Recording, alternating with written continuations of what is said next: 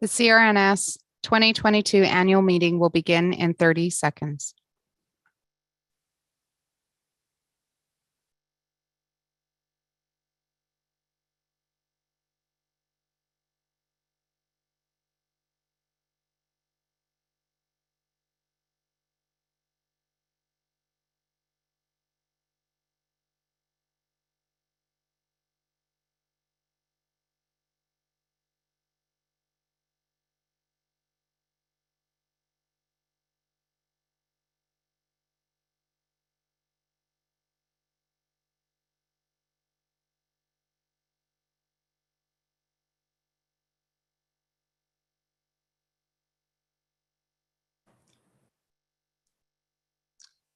Good afternoon. Bonjour à tout le monde et bienvenue à notre Assemblée générale. Ça me fait plaisir de vous accueillir aujourd'hui de la salle Brunskill ici à Regina. I would like to open this afternoon by acknowledging those of us that are on Treaty 4 territory and homeland of the Métis, and recognize our members and others on this call who are joining us from Treaty 2, 4, 5, 6, 8, and 10. I acknowledge the strength, resilience, and capacity of all First Nations people and remind us that we are all treaty people. My name is Frankie Verville, and as your president, I am honored to open the very first annual meeting of the College of Registered Nurses of Saskatchewan. It is, of course, the 105th annual meeting of our organization, but the first following the move to a single mandate and therefore a new name and a new brand. Our new brand clearly communicates that we are here to balance regulation with compassion, to support our dedicated RNs and NPs, and to act in the best interest of the people of Saskatchewan. As the regulator of registered nursing in Saskatchewan, the CRNS is the bridge between the public and RNs, here to always uphold standards. It is our mission to protect the public through regulatory excellence. We are proud to fulfill this role in Saskatchewan's healthcare system and see it very much as our call to care. On behalf of council and staff, we welcome you and thank each of you for taking the time to be here with us and to remain involved in your regulatory body. We acknowledge that it continues to be a challenging time for all of us, especially in the healthcare community. We appreciate your time and thank you again for joining us today. Before we begin, I'd like to acknowledge some special guests we have with us here today. Joining us is Saskatchewan's Chief Nursing Officer, Liliana Kanadick.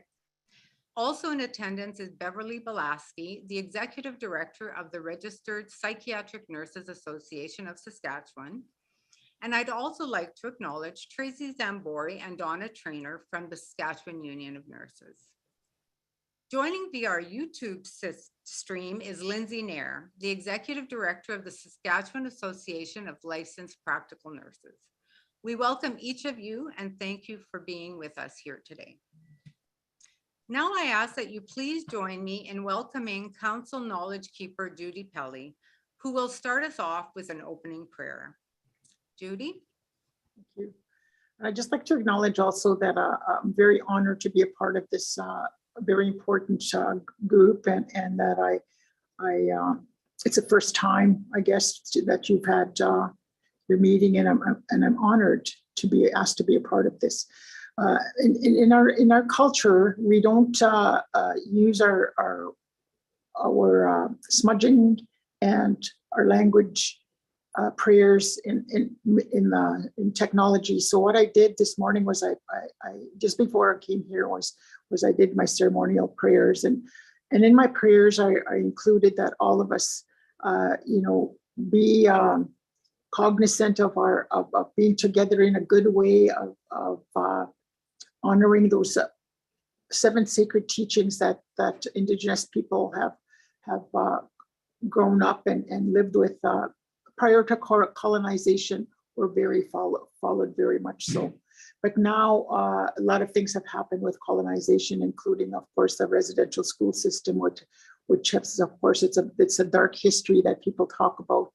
And with the recent discovery of the graves and also the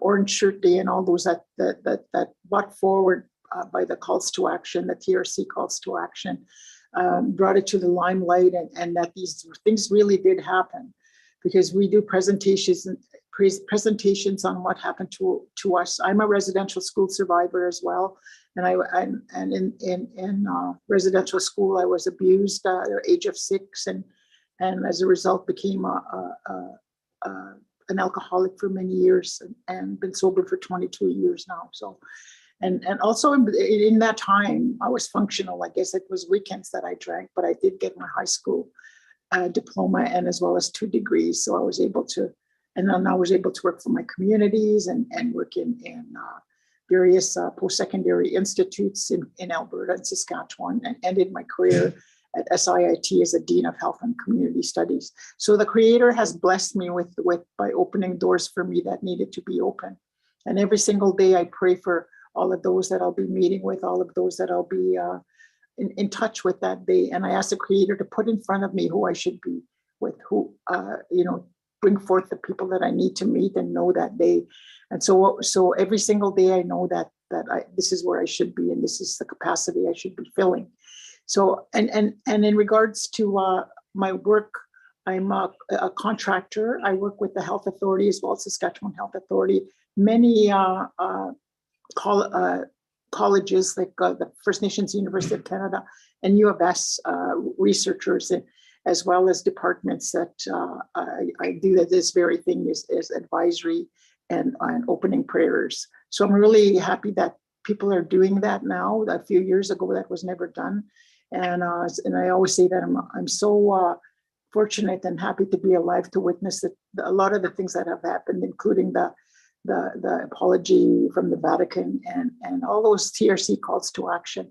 And I'm very proud of our Saskatchewan community, Saskatoon in particular, all the people that we work with that have opened up their minds to help us as we follow along. And we always say as elders, nothing about us without us. And of course, we're overrepresented everywhere, including the healthcare system. We're overrepresented in criminal justice as well as child apprehension. 70% of children in care today are Indigenous. So the numbers are not getting better, but I think that a lot of really, really good allies. And I know that all of you, with those 7 sacred teachings I promote is I always say love and trust and understanding and respecting one another, whether we agree or disagree, but keeping most of all love in our hearts for one another, no matter what race we're from. Canada's now got a lot of newcomers and a lot of people that need to understand one another and work on anti-racism to help one another to live better. And today I wear a red dress or in memory of the missing and murdered Indigenous women and Two-Spirited. Today is the day that there are many things that are happening across the country. It's Red Dress Day, and to never forget those the very unfortunate people that have went missing. Some have been found and some remain missing. And so in solidarity, there's all kinds of programs happening right now. I think I've been invited to about 10 of them. And tonight I will be at a couple of them anyway, whatever I can do. But this to me is very important, this initiative that you've invited me to this. Some of the important things that you're dealing with in healthcare, and to me, that's in my heart. Those that don't have a voice, those people that are on the streets and living in the riverbanks, and people. I do about 7 circles a week, and those are people that are incarcerated, women that are incarcerated, women that are being pimped out, women that are being living in domestic violence, women that are in jail, and the homeless shelters. So I work in all of those. I work right in that right downtown with all those people, and that's those in my heart. That's who I'll never forget, and those are the people that I speak on behalf of. And when people hear me, I always say I speak on behalf of those that don't have a voice, because I see them every day now that I'm running on the riverside there, New Washington Trail. I see a lot of those people and I talk to them and I try to do the best I can with the capacity I have to do. And then also the allies, the allyship is very important in Indigenous country. And so today I ask you to pray for those that the red dress day of missing and murdered Indigenous women. Many have never been found and many are still missing. So help me as in our community as we pray for those people. And with that, again, a real honor, and that I'm so happy that that there's so many people that are now including us in some of the things that are happening in our community, especially in healthcare. So with that, I wish you all a good meeting, and my prayers this morning were that we would do this in a good way. Chimegwich, thank you. Thank you, Judy. Judy will be with us throughout the meeting and will also send us off at the end of our meeting. This is Judy's first annual meeting with us as our knowledge keeper, and she began with council in November of 2021. Judy is Anishinaabe Saulteaux and was born and raised in Cote First Nation. She is a mother to 3 sons and a kokum to 5 grandchildren. Judy will be acting as our cultural advisor, and we are extremely grateful for her guidance. I now call this annual meeting of the College of Registered Nurses of Saskatchewan to order. This is our 3rd virtual annual meeting, and given the situation in our province, in our country, and throughout the world, we hope that using this platform will allow more nurses to join us from where they are so that they can remain in communities and continue to answer their call to care in those communities. This meeting will be video recorded to ensure the accuracy of the meeting record. We will provide this recording to our court reporter so she can capture the proceedings of this meeting in writing. I believe that at this point, most of us are accustomed to using Zoom, which is the platform of this meeting. However, if you experience any technical difficulties during this meeting, you can either call our technical support at 306-359-4206 or by emailing agm2022@crns.ca. CRNS council members are joining us virtually as it is important for your council to be visible and accessible to you. Connecting with our registrants is very important to council, and their contact information is provided on the CRNS website. I encourage you to reach out to any of them at any time. And at this particular time, I will call on each member and ask them to introduce themselves. So first, Moni Snell. Hello, everyone. I am Moni Snell, and I am a neonatal nurse practitioner here in Regina. I am on my 3rd year on council, and currently I'm the president-elect. Thank you, Moni. Ashley Schwartz. Good morning, everyone. I guess afternoon now. Ashley Schwartz, I'm a registered nurse, Swift Current, and I am member at large for it's Region 1. And I had previously did a 3-year term and then was appointed this year by council for this 1-year term. Thanks, Ashley. Mary Ellen Walker.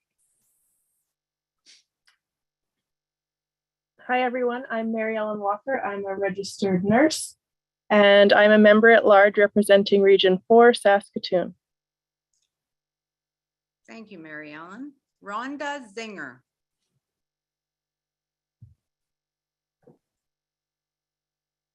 Good afternoon, everybody. My name is Rhonda Zinger. I'm a registered nurse. This is my 2nd term, the end of my 2nd term on the council for the CRNS, and I'm from the Lloydminster area. Thank you, Rhonda. Jolynn Radbourne. Good afternoon, everyone. My name is Jolynn Radbourne. I'm a nurse practitioner. I reside in Regina. I'm a member at large representing nursing practice, advanced practice, and direct and patient care. Thank you, Jolynn. Leah Thorpe.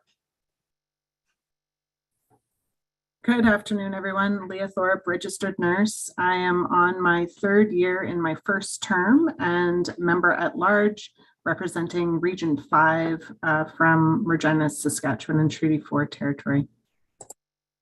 Thank you, Leah. Kathy Shabbat. Good morning, good afternoon, and welcome everyone. I'm Kathy Shabbat, a registered nurse. I'm a member at large representing nursing practice area of education, administration, policy, and research. Thank you, Kathy. Joanna Alexander. I'm Joanna Alexander from Regina. I'm the public rep on the council. I am a health educator. I've completed my second term, so that's 6 years, but I have had it extended to 7 years and I'm awaiting for a new appointment to come, and I will serve on the council until I am replaced. Thank you. Thank you, Joanna. Doug Finney.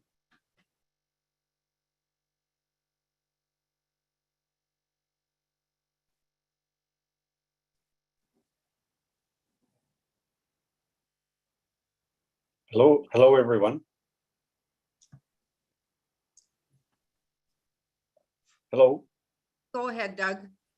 Yeah, I'm Doug Finney. I'm a public representative residing in Saskatoon, and I'm into my second term. Thank you, Doug. James Struthers. Good afternoon. I'm Jamie Struthers. I'm a lawyer that lives in Regina. I am a public representative and I am currently finishing my 7th year on council. Thank you, Jamie.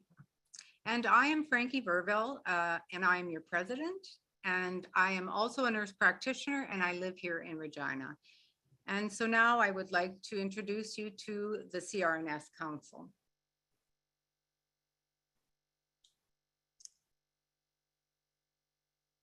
We will now move forward with the agenda. So members who are registered for this meeting will have received an email that includes the agenda along with links to documents that will be referenced throughout the meeting. These are also posted on our website at crns.ca for easy access.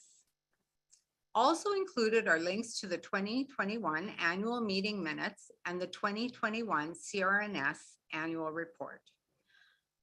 I'd now like to introduce and welcome our parliamentarian for today, Marilee Rasmussen, QC. Marilee has been engaged in the private practice of law since 1988, and most recently with the firm of Rasmussen and Co. After spending almost 15 years with the Saskatchewan legislature at the beginning of her legal career. Her practice is concentrated primarily in the area of administrative law, and in particular on the legal issues faced by self-regulating professions, municipalities, and statutory boards. She has a strong background in both constitutional and Aboriginal law. Marilee's practice also includes consulting services with respect to parliamentary procedure, drafting and interpreting statutes, regulations, rules and bylaws, and research, and location of statutes and delegated legislation. Thank you, Marilee, for being with us today as our parliamentarian. I will now reiterate our voting procedures for today, specifically how motions will be moved and forwarded and how we will vote. Please note only CRNS voting members are on this Zoom platform. All voting members were validated prior to being provided with their personalized link to join this meeting. This authentication step allows voting members to have access to our voting platform. For non-voting members, you should be watching us through our YouTube channel and you will not have voting capabilities. I also want to ensure that everyone knows how we will manage voting and debating of agenda items. This is your meeting, so when we reference the floor, that is all of the online eligible voters. In terms of the voting process, be advised that all members are automatically muted, so you will not be able to speak unless you indicate you want to by raising your virtual hand icon. You will find the raise hand icon at the bottom of your Zoom screen. All moving, seconding, and discussion will take place by raising your hand. We will select those in the order in which they raise their hand. We will then request you to unmute and ask you to speak. We will not be giving you access to your camera for ease and simplicity's sake. Once a motion has been moved and seconded, our technical support will lower all remaining hands. If you determine a point of order is required, please raise your hand again and we will call on you. So when I call for a mover or a seconder, please raise your hand.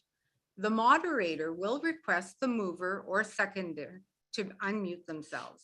At this time, please state your name, your professional designation, whether it's RN or NP, and where you are joining us from, followed by the motion. When I call for discussion, once again, please raise your hand if you would like to speak. The moderator will request that you unmute in the order of which hands are raised and will give you permission to speak. So please be sure to unmute your audio by selecting the microphone that is typically located on the bottom of your screen. You may also need to allow access to your microphone, so please watch for any pop-ups asking you for this permission. Preference to speak shall be given to the people speaking for the first time to the motion. A person may speak to an issue more than once without closing debate, but only after everyone else in the queue has spoken. Once again, you are asked to state your full name, designation, and residence, and you will have a designated time to speak. When I call for a vote, the voting window will pop up on your screen along with a countdown timer. You will have 20 seconds to vote. Select either for, in favor, or against, not in favor of the vote, or indicate if you are abstaining from the vote. The majority is 50% plus 1. We are now going to trial a test vote. The question is, do you agree the North Pole is cold? I will now call for the vote. The pop-up window will display the choices either for or against or abstain. Click your choice on the voting button now. We are now going through the voting period. You have 20 seconds to vote. Start.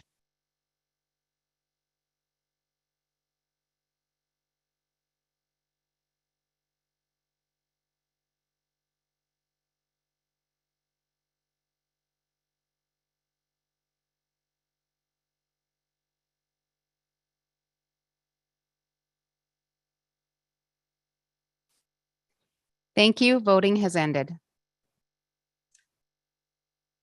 The results have been tabulated. For 95%, against 3%, with 2% abstaining. The motion has been passed.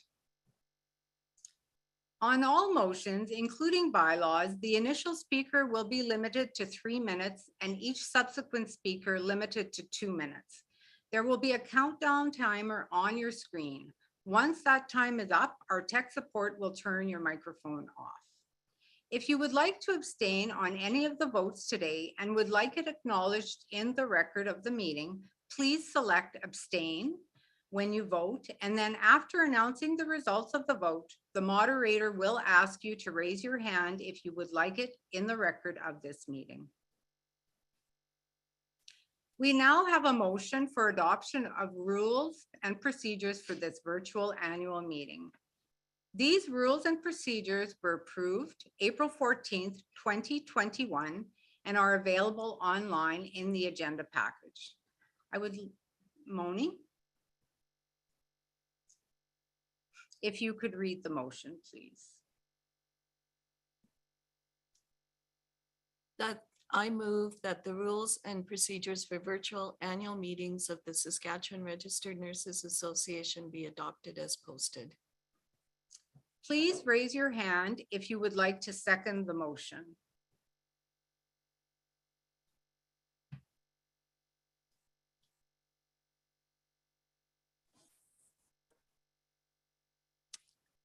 Rhonda Young. Rhonda Pilon. Young. Rhonda Young Pilon, Regina. Sorry, registered Rhonda nurse. Young Pilon. Rhonda Young Pilon, Regina, registered nurse. I second the motion. Can you speak and say you second the motion, please? I second the motion. Can you please state your name, your designation, and where you're from? Rhonda Young Pilon, registered nurse, Regina. Does the mover wish to speak to the motion? No. No. Is there any discussion on the motion? If you would like to discuss this motion, please raise your hand and our tech support will request you turn on your microphone.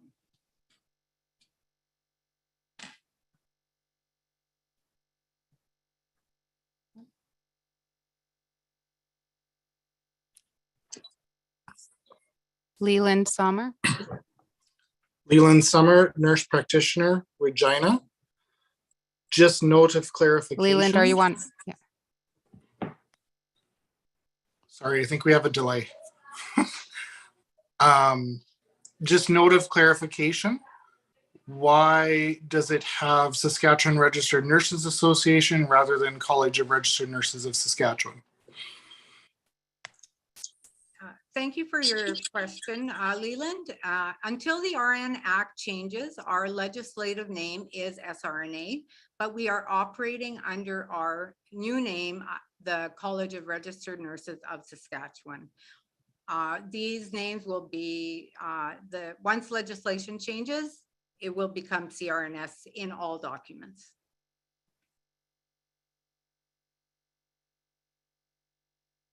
I hope that clarifies your question. Is there any further discussion?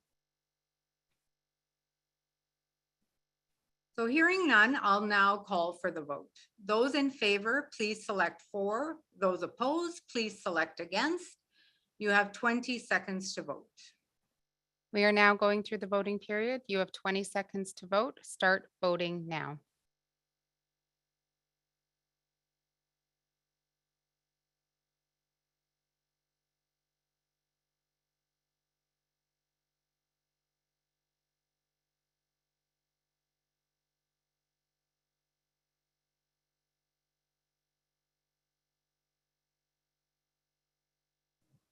Thank you. Voting has ended. The votes have been tabulated. 94% for, 1% against, 5% abstain. The motion is carried. For those of you who have abstained, if you would like your name marked in the record, please raise your hand.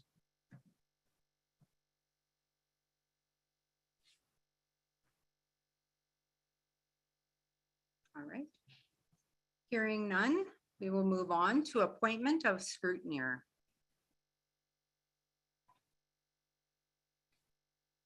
Krista Lynn Farthing, RN, has been appointed as chief scrutineer for this annual meeting.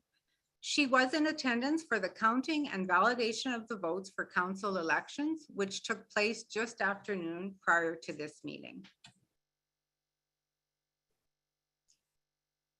We currently have 157 members logged into the annual meeting and 26 observers currently viewing the event.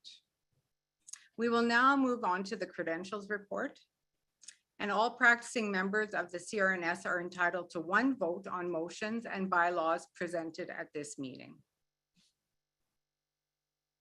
We are now ready to move on to the business of the day. The CRNS is the profession-led regulatory body for the province's more than 12,500 practicing registered nurses, including 322 nurse practitioners and 106 RNs with additional authorized practice. The Registered Nurses Act 1988 describes the CRNS's mandate in setting standards of education and practice to ensure better health for all through nursing regulation. The The CRNS is also responsible for ensuring that there are transparent and fair continuing conference and conference assurance processes. At this time, I want to review the purpose of an annual meeting, which is to, 1, be accountable to our members and the public at both the governance and operational levels. 2, discuss and vote on bylaws. And 3, elect the registered nurse members of council and the nominations committee. In regard to resolutions, they may be submitted to council at any time throughout the year. All resolutions are examined by council and will be addressed at the following council meeting. Any resolutions to be addressed at the June council meeting will need to be submitted by May 25th, 2022. I will now move to approval of the agenda. So at this time, we do need a motion to approve the agenda that you've been provided electronically and as presented on the screen. Please raise your hand if you would like to move the motion that is presented on the screen. Once called upon, you will need to read the motion as presented. Karen Eisler. I will now. Karen Eisler, registered nurse, Treaty 4, Regina. I make the motion that the agenda for the 2022 CRNS Annual Meeting be approved as presented. Thank you, Karen. I will now call for a seconder.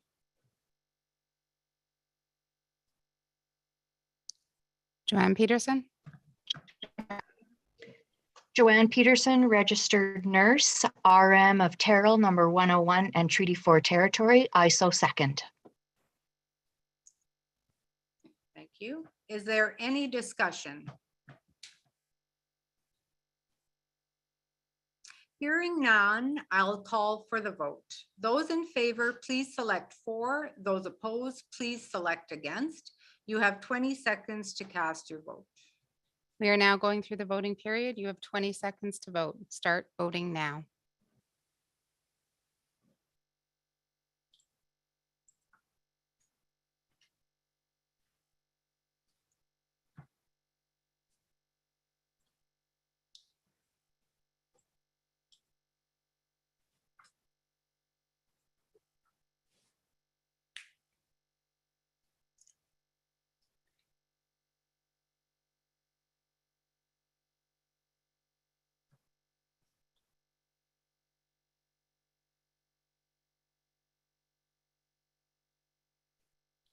Voting is ended.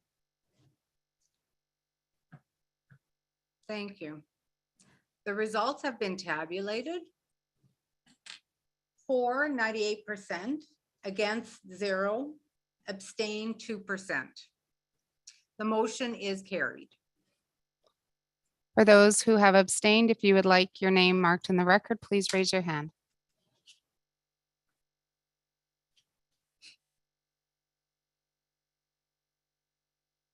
Hearing none, we will move forward.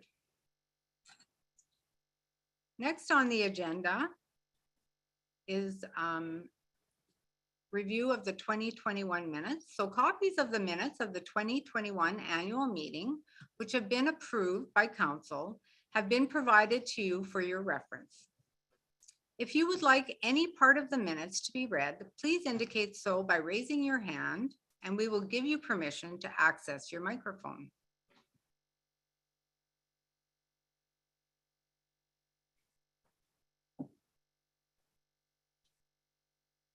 Hearing no requests, it is now time for me to present to you my president's report.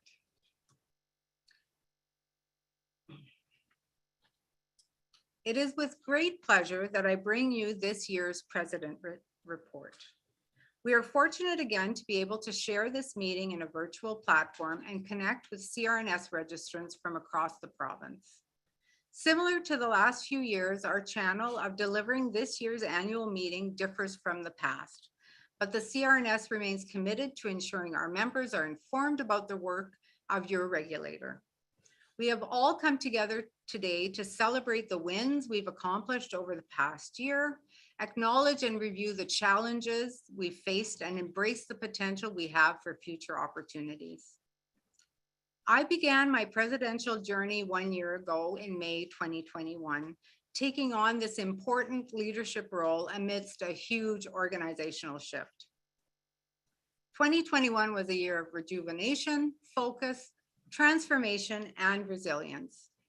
As a council, we have the privilege to lead our profession through regulatory excellence and the ability to take action on the issues that are directly impacting registered nursing practice, and most importantly, our patients and clients. We have the ability to enact change to develop and progress our profession with a focus on public protection. The CRNS Council spent the year finalizing the transition to a single mandate, taking the necessary first steps towards a governance reform and focusing on our commitment to truth and reconciliation and anti-racist education. The introduction of the new name and brand change represented our next step in moving to a single mandate of regulation.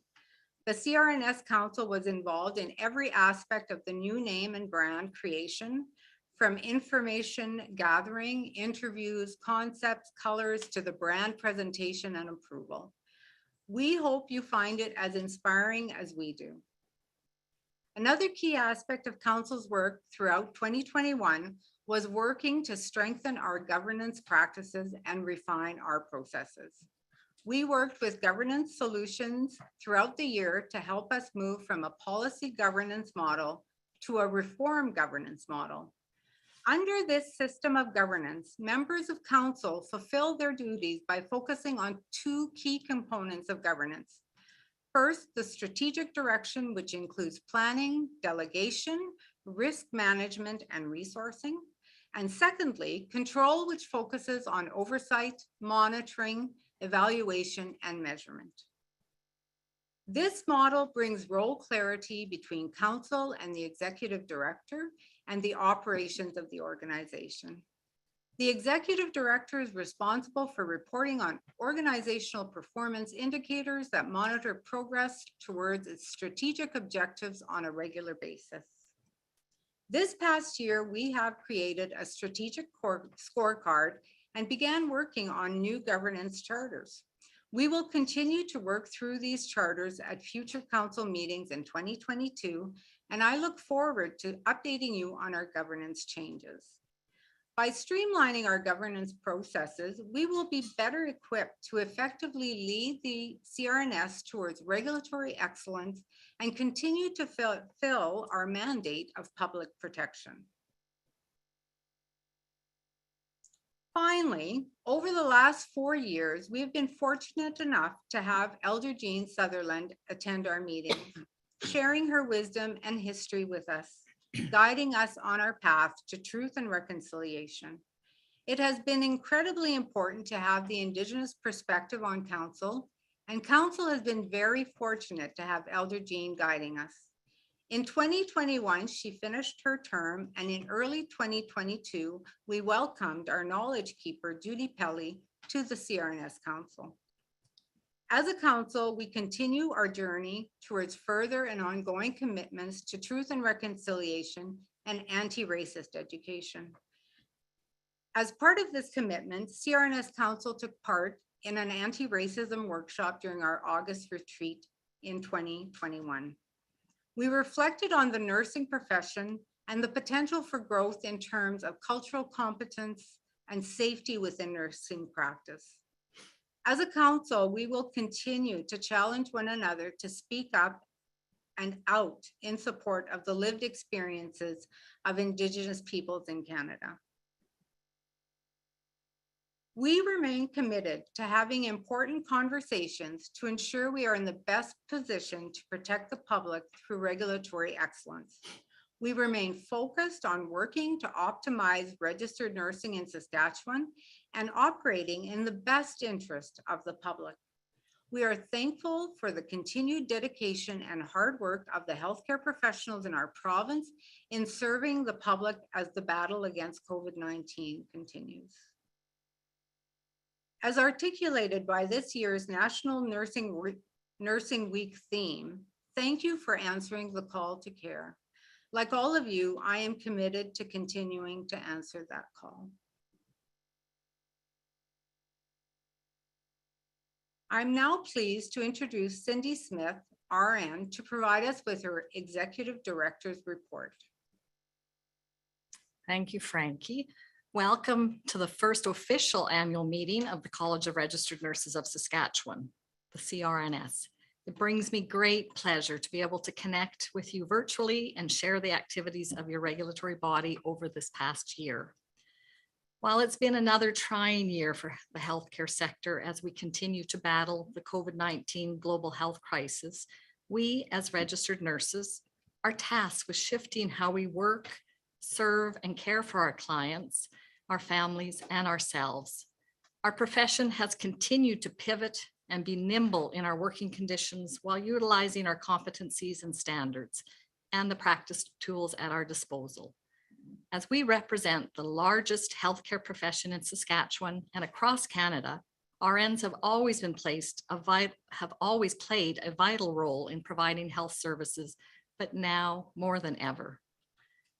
With our name change, we identified a call to action for our organization that will propel us forward. The call to care signifies our commitment to the profession and our legislative mandate to act in the best interest of the public.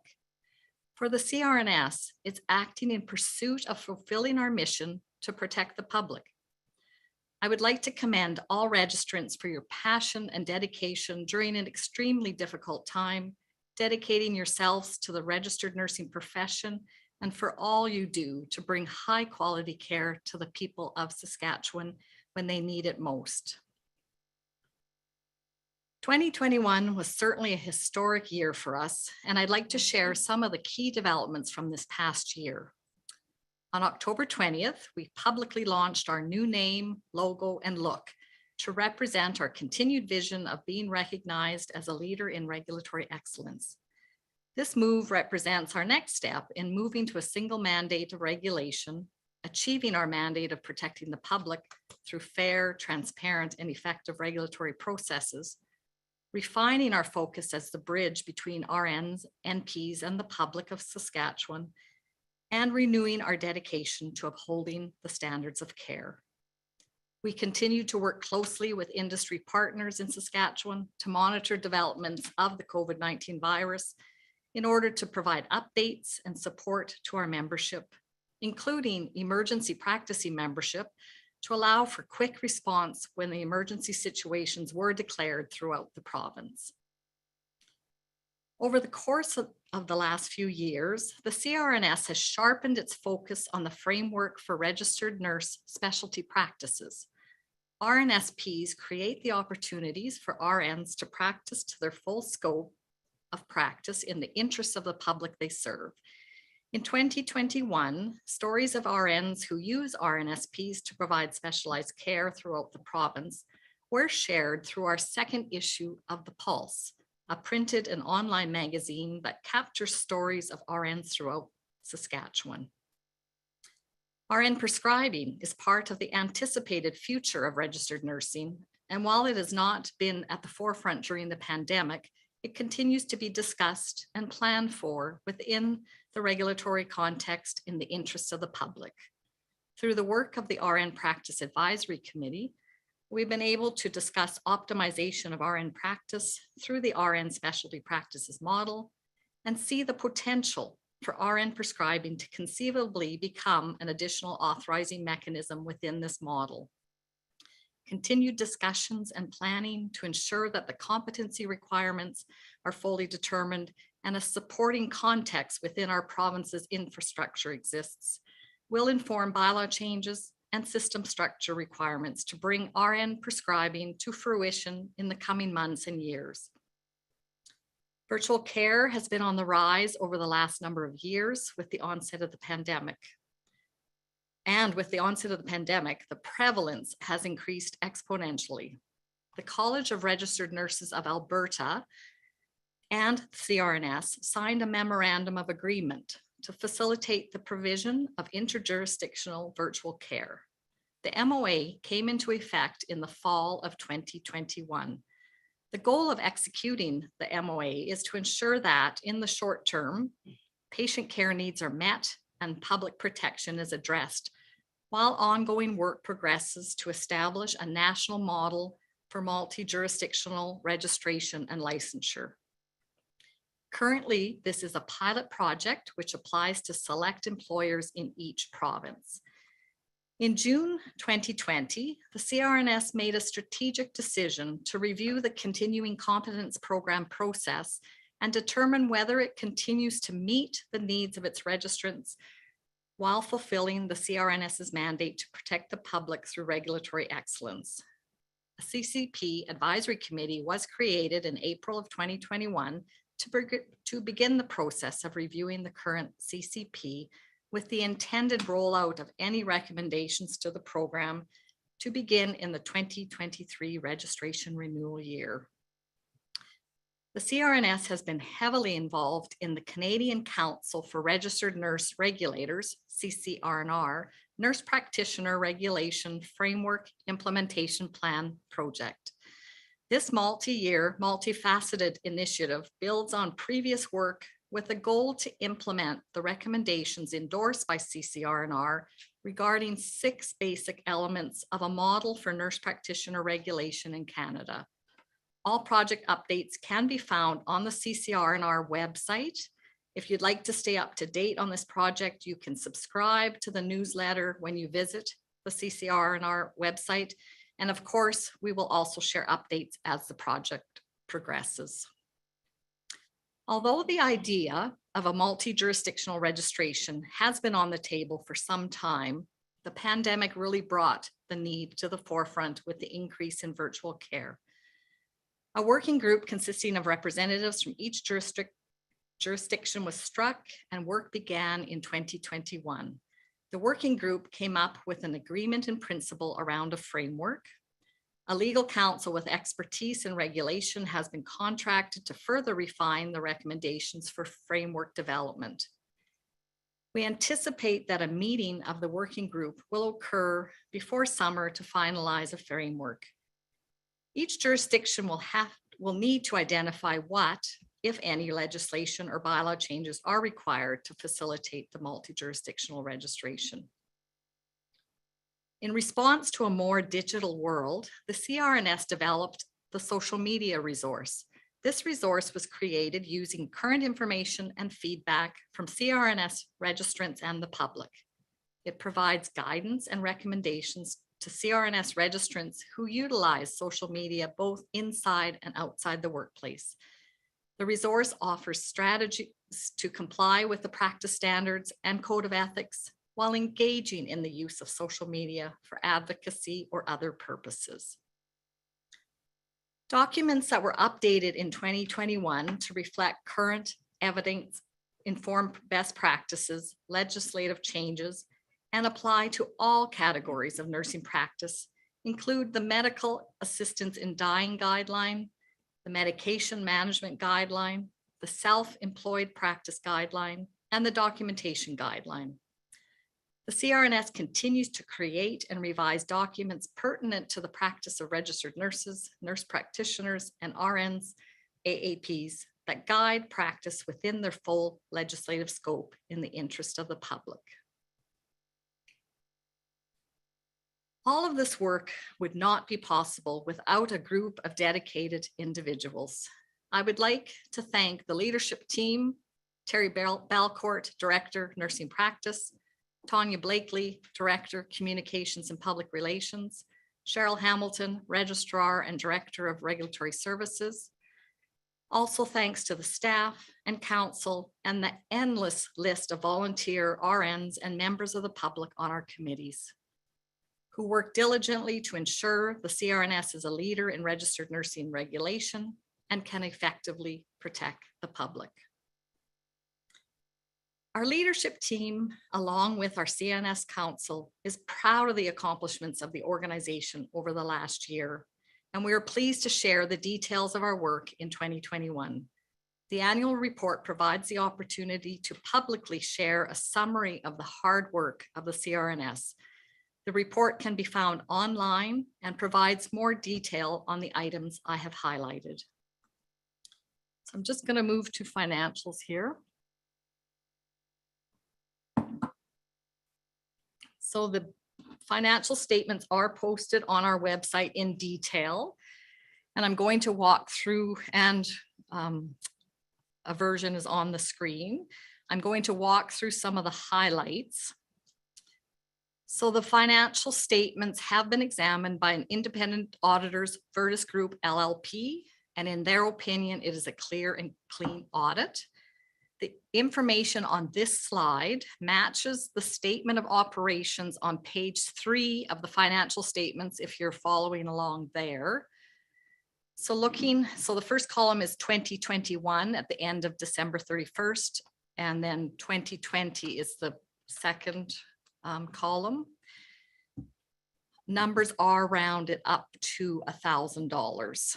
So first, looking at revenue, which is the top portion, CRNS revenue comes primarily from licensing fees, investments, and then some other fees, such as exam fees and application fees. So you'll see that revenue in 2021 is around $69,256,000 higher over 2020. And that is related to a net increase in our membership. We continue to have a strong membership base. So looking at expenses, I'm just going to focus on where the greatest variances are compared to last year, but I'm happy to speak to any of it. So looking at affiliations fees, they remain about the same from last year. These are the CNA fees and the CNPS fees. This is a throughput for us. We collect the fees, we send the fees, but starting in 2022, we no longer collect CNA fees. So you will notice that change next year. Looking at communications, we're up over 2020, up by about 14,000. It was an unusually low in 2020 due to the pandemic. In 2021, our printing and promotional materials came back up to a little bit more normal spending. So that's why you see an increase there.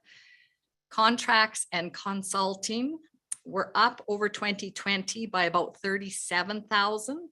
And this is as a result of increased legal fees related to complaints, investigation, and discipline, and our rebrand. Grants, sponsorships, and awards are down over 2020, about 12,000, and that's just as a result of less grants and awards being provided. Professional development and meetings up 74,000 over 2020. While there were some limitations on travel, gatherings, and in-person meetings in 2021, there was increased activity in 2021 over 2020. So while it appears to be a high amount, I want to note that it was lower than budgeted. We had budgeted about 450,000. Wages and benefits are up 300,000 over 2020. And that is a result of all positions being filled and improved retention. I also want to note that we hired an in-house legal counsel to mitigate the costs in our contracts and consulting. And this was unbudgeted for, and we paid for about 4 months. We've also increased full-time equivalents in the complaints and investigations area as we continue to work through the backlog and high number of complaints. So we do end the year of 2021 with a deficit of $107,991. So in terms of the budget for 2022, we've budgeted very similar for 2022 that we did for 2021. We have increased the salary amount and decrease the contracts and consulting. I will take questions at the close and at the call of the chair. So throughout 2021 and into 2022, we continue to work towards our organizational goals by providing accountable, effective, and transparent profession-led regulation in the interests of the public. We remain an integral partner in health in our province, and we are grateful for the role we play within the regulation of registered nursing practice in Saskatchewan. In closing, I'd like to wish you a heartfelt, happy upcoming National Nursing Week. I continue to reflect on how truly appropriate the theme chosen by CNA is. Hashtag We Answer the Call captures the profession of nursing in the selflessness it requires from those who choose its path. Every RN and NP within our province has and continues to answer the call. The pandemic has asked more from those who have already given so much, and we are fortunate to have so many individuals that are as passionate about devoting their lives to caring for the residents of our province as you are. Thank you for your continued work for the people of Saskatchewan. Thank you. Thank you, Cindy. So now I would ask if there are any questions before we move on. Please raise your hand if you have a question, and our tech support will ask you to unmute. In the spirit of staying within the time allotted for this meeting, we will answer questions for a maximum of 20 minutes.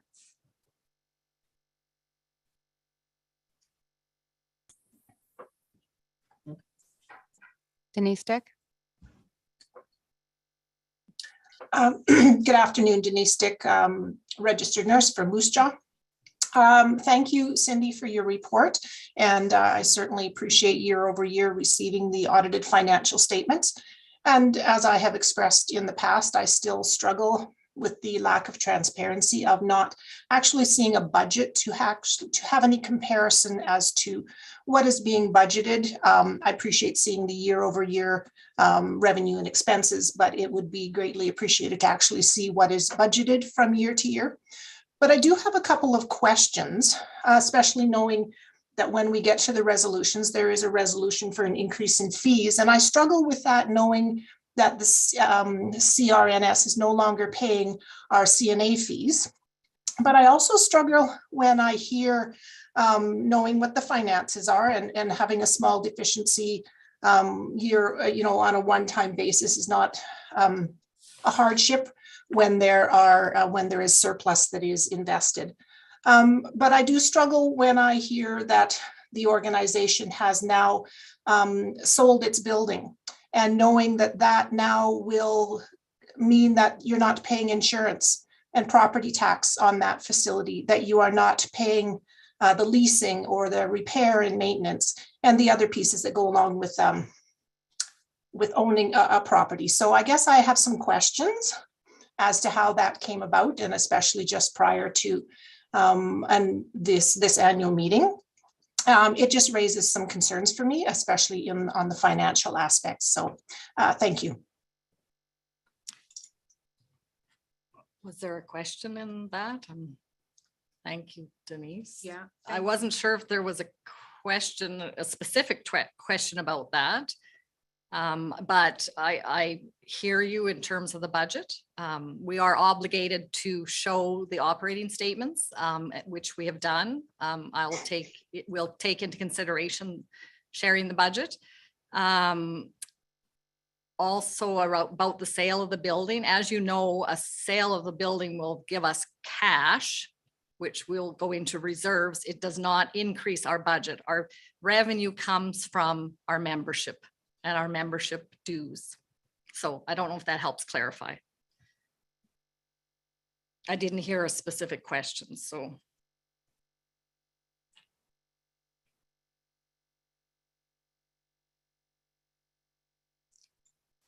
Sorry, Cindy. Yeah, I could add to that. I guess maybe it is Denise again, RN Moose Jaw.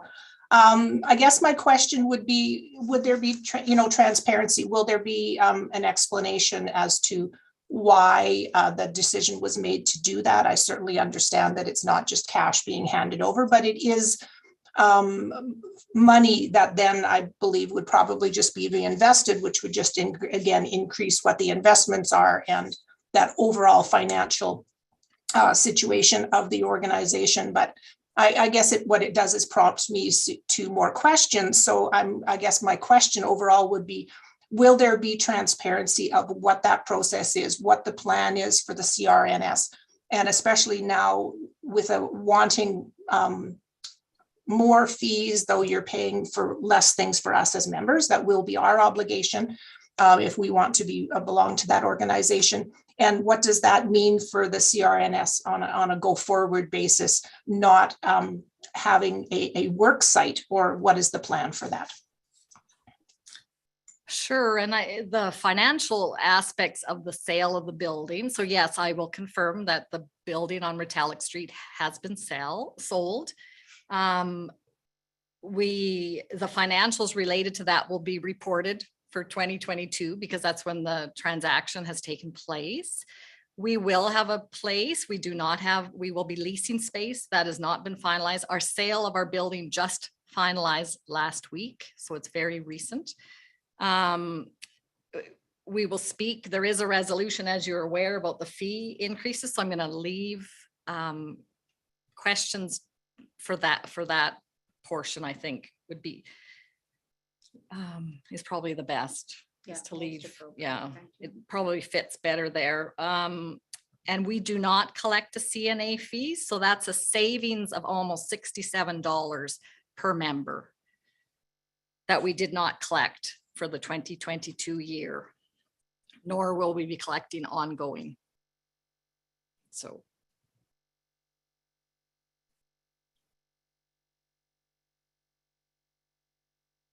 All right, so the floor is open for questions. We still have 15 minutes if individuals would like to pose any questions related to the executive director's report.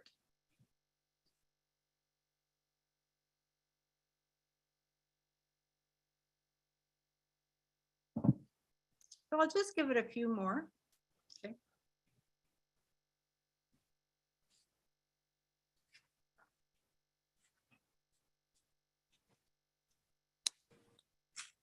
It's coming up as Grove's iPhone. Please talk. Hi, this is Brenda Groves. I'm a registered nurse. I live in Port Reeve, Saskatchewan. I have a couple questions.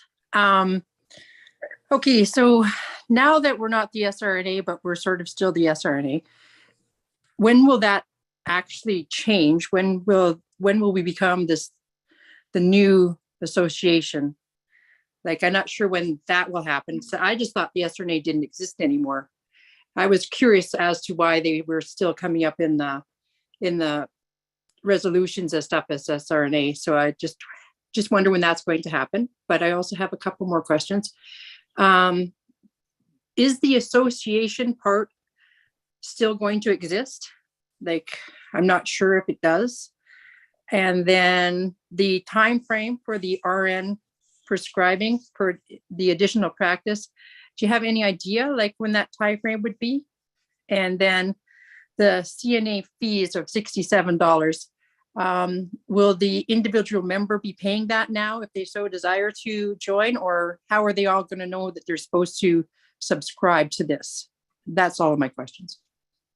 All right, so thank you. So we will address each of these individually. And so I will call on Cindy to speak to these questions and provide any additional information if needed. Sure, thanks, Frankie. Thanks for the question. So that, as Frankie noted at the beginning, the SRNA is our legislative name within the RN Act of 1988. So we have submitted a proposal in October of 2020 to change that. So it is, I understand that legislation takes a while because there's consultation periods, but it is it's been out for consultation, and we're hoping to hear in the near future, but I do not have a date because that is a government process. We, though, are operating as the College of Registered Nurses of Saskatchewan. That is a registered business name, so we are operating as a CRNS, but any kind of legislative requirements such as our bylaws need to be still mentioned as the SRNA. So I hope that clarifies that. The new association, I can't speak to it. I'm not engaged in that work, but there is a group of individuals that are developing a new association. So I hope that there will be some communication from them in the near future.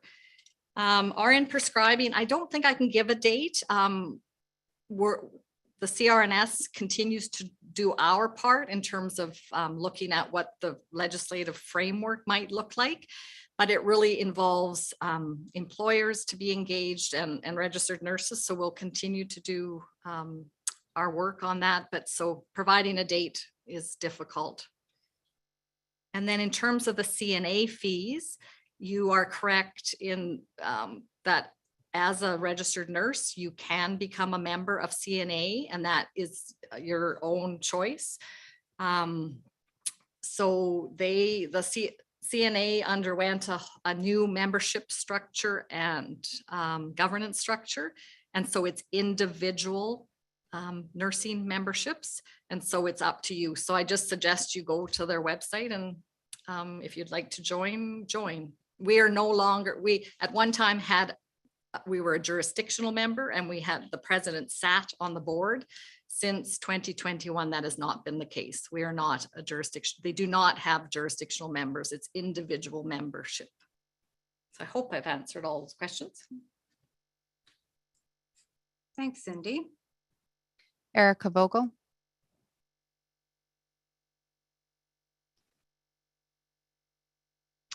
Hello, Erica Vogel, registered nurse, Regina, Saskatchewan.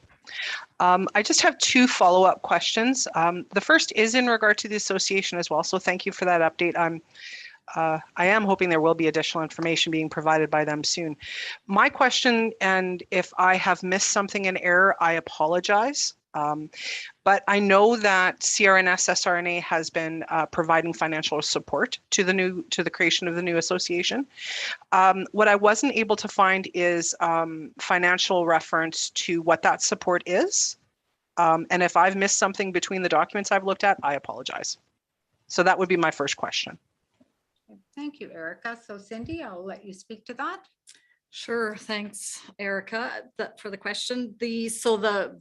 We are, as you recall, a couple of years ago when council made the decision to move towards single mandate, they also really wanted to support the development of a new association.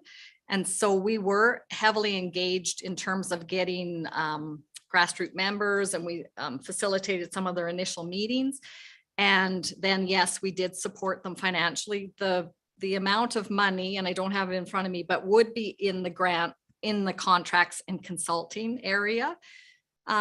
We currently are assisting with an administrative coordinator that is helping the board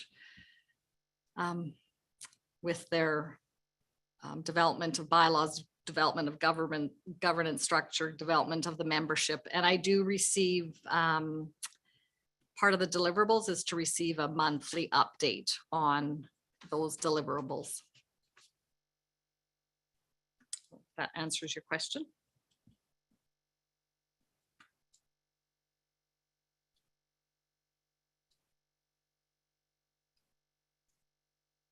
So again, we still have 7 minutes to take any questions that you would like to pose.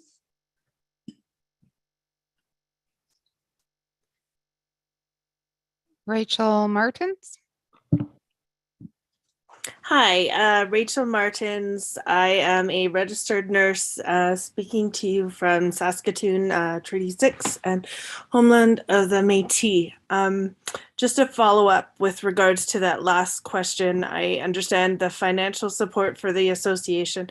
You're saying that it's coming from the grants and contracts money. Is it possible to get an actual number amount for that moving forward and for what was supplied in the previous year of 2021? Sure, and I stated that it was in the contracts and consulting, not grants. Sorry, yes. But I don't have that at my fingertips, but we could provide it. It's, as you are aware, the assets of the organization are the organizations. So we I don't usually provide that amount of detail. But it is within the contracts and consulting. Thank you, Cindy.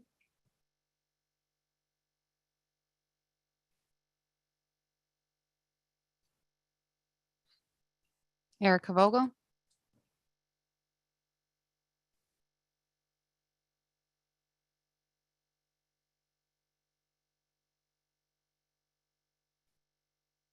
Erica, did you have another question?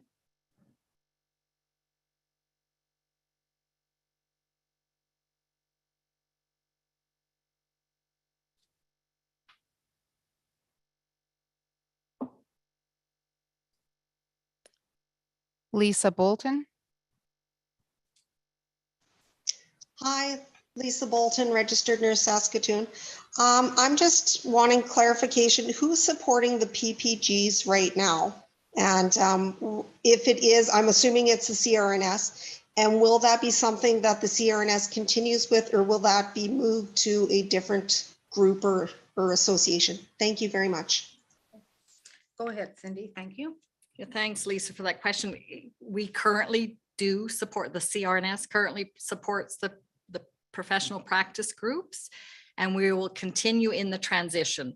The fit is more with an association, given the nature of the of what the PPGs do and the specialty practices and the link to practice. However, we have committed to continue to support them until such a time that there is an association, and that association could potentially start to support them.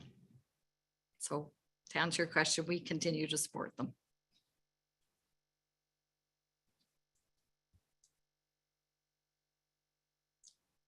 Thank you, Cindy. So we still have about 4.5 minutes. If anyone else has any questions that they would like to pose to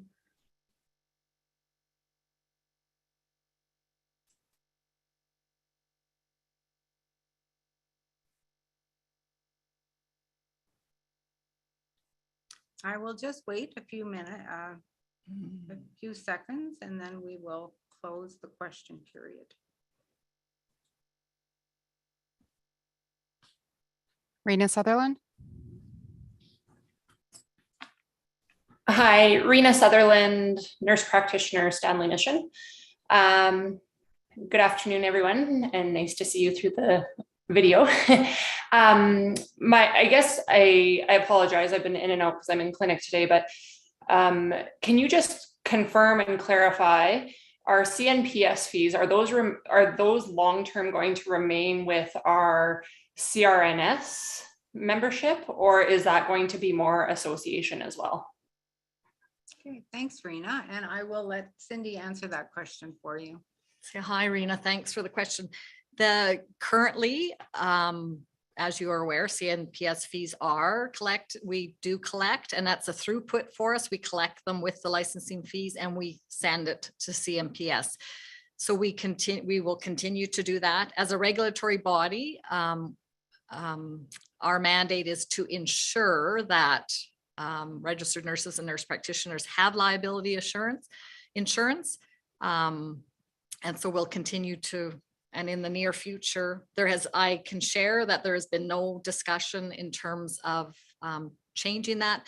The association is in its infancy and is not at all even prepared to even have a discussion around that. So that's what I can share so far. We continue to collect and send it to CNPS on behalf of the registrants.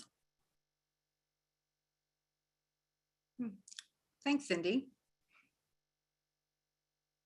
All right, so we are down to the last 2 minutes of this question period. So again, I'll just give it a few seconds here, and unless there's other individuals who would like to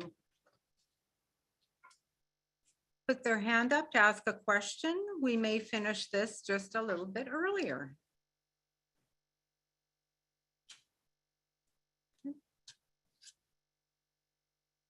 All right, well then, thank you very much, everyone, for your participation in that particular question period. And We will now move on to the bylaws on our agenda. So maybe just say if people have further questions. And yes, if people do have further questions that were not addressed or that you would like asked, you can contact Cindy directly at her email, csmith@crns.ca. It's also found on the website, and she will personally answer any questions that you may have. Thanks, Cindy. So we will now move to bylaws. So for the proposed bylaw changes to be adopted, 2/3 of those voting must favor the bylaw change. Amendments to the main motion require a simple majority. If you have an amendment, please raise your hand and speak to it. There needs to be a motion made by a practicing member and seconded by a practicing member. The chair, in consultation with the parliamentarian, will determine if it is a substantive change that does not allow the proper consultation process with our membership and other stakeholders, or one that clarifies and/or minor changes that do not change intent. I will now ask Moni Snell, President-elect, to present the proposed bylaws on behalf of the Legislation and Bylaws Committee. Moni? Thanks, Frankie. So this year, there are proposed changes to 6 of the 15 CRNS bylaws, 2 of those being administrative and 4 of them being regulatory. The current legislation speaks to the CRNS as an association and refers to members. So you're still going to hear that language today in the presentation. But just to be clear, CRNS has moved away from the association role. However, since the legislation continues to refer to us as an association, this set of bylaws still maintains that terminology. The legislation also currently uses the term member. However, over time, that terminology will be switching over to registrant. So I'll try to make each of the proposed changes clear. And then after I go through the proposed changes or amendments for each bylaw, we'll stop for discussion and questions. So the first bylaw we'll look at today is Bylaw 1, Council of the Association, Section 6, President. This is an administrative bylaw. Subsections 1 and 2 in the existing bylaws speak to representation on the board of the Canadian Nurses Association. CNA officially changed their membership structure at their 2021 annual meeting, and this change was implemented on January 1st, 2022. Jurisdictional membership no longer exists, and individual nurses can now choose whether they wish to be CNA members. Therefore, language in our bylaw that speaks to the CRNS Council President representing the association on the CNA board needs to be removed.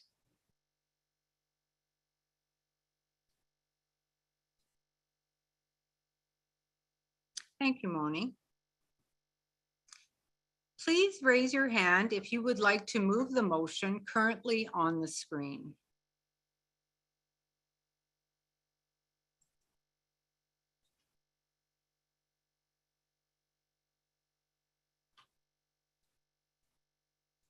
Betty Metzler.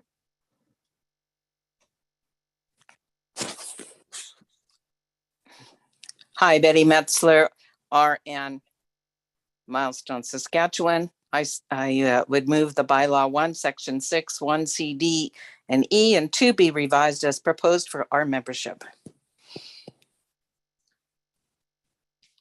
Please raise your hand if you would like to second the motion.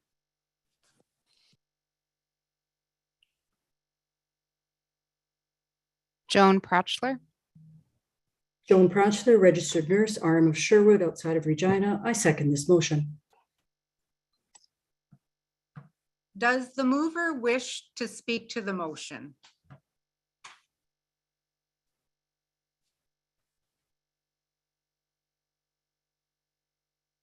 No.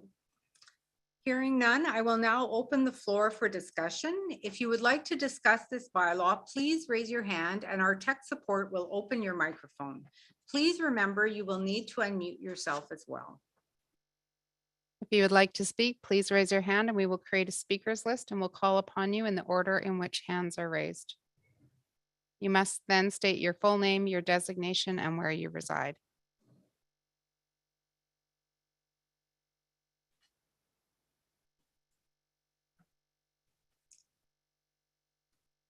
Hearing that no one is putting their hands up, I will now call for the vote. Those in favor, please select for. Those opposed, please select against. You have 20 seconds to vote. We are now going through the voting period. You have 20 seconds to vote. Start voting now.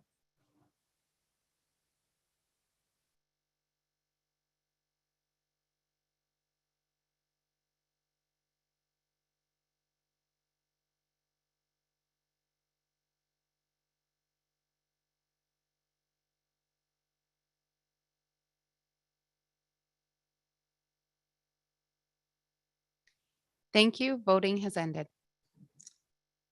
The votes have been tabulated.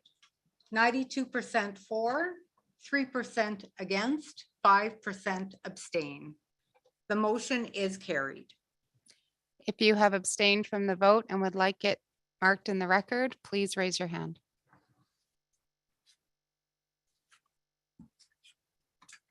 No one has raised their hand. Moni, thank you. Okay, the next bylaw we will look at is bylaw 4, membership. This is a regulatory bylaw. The proposed amendments focus on several different issues. Therefore, I'll present each one and we'll vote on them separately.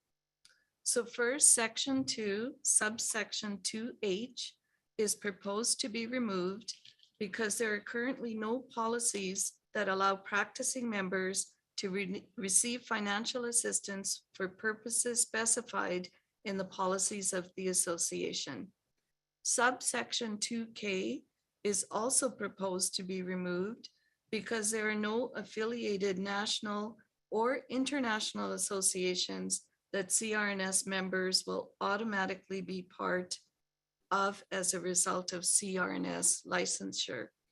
Therefore, the removal of H and K from this list causes renumbering to occur. So that's the changes for this bylaw. So please raise your hand if you would like to move the motion currently on the screen.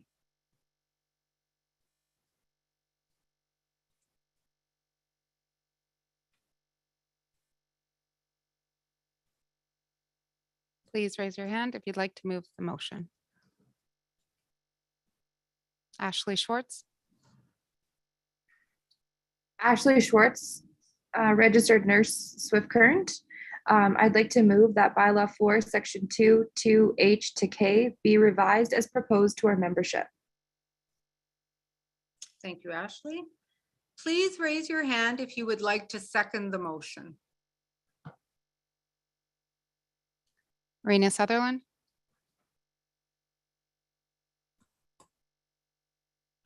Rena Sutherland, nurse practitioner, Stanley Mission. I will second that bylaw 4, section 2H to K be revised as proposed by our membership. Thank you, Rena. Does the mover wish to speak to the motion?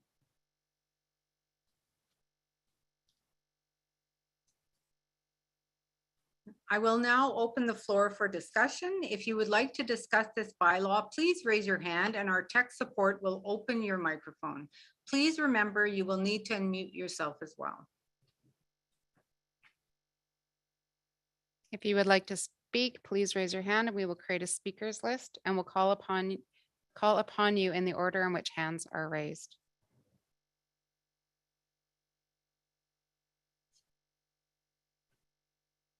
Being advised that there is no one raising their hand, I will now call for the vote. Those in favor, please select for. Those opposed, please select against. You have 20 seconds to vote. We are now going through the voting period. You have 20 seconds to vote. Start voting now.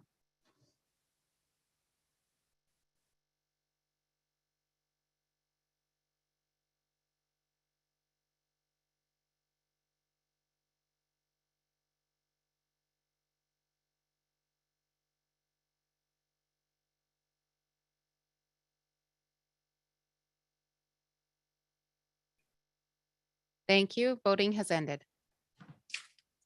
The votes have been tabulated. 92% for, 5% against, 3% abstain. The motion is carried. For anyone abstaining, if you would like it marked in the record, please raise your hand.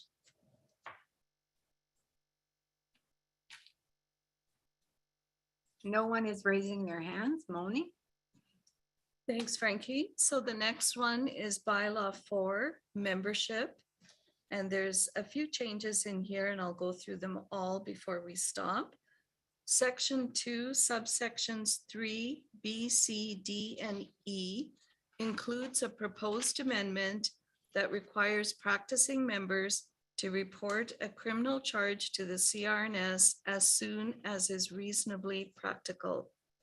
The current expectation for practicing members is to report a criminal conviction to the CRNS immediately when they become aware of it, and that still remains in place. The addition of the professional obligation to report a criminal charge as soon as is reasonably practical enables the CRNS to more fully meet the mandate of protection of the public. The intent is for the registrar to maintain an awareness of the criminal charge or charges while awaiting the findings and outcome of the legal process. This action would be congruent with the current investigational processes. This bylaw was presented at the previous annual meeting, but was tabled. This proposed amendment is in alignment with other Canadian nursing jurisdictions and aligns with the bylaws of many other Canadian registered nursing regulatory bodies. This change then causes a renumbering of items D and E. The next section of the membership bylaw, section 3, subsection 2B, we need to remove the word privilege, as not all items in the list are considered a privilege of membership. Subsection 2G, we also need to remove the reference to privileges again.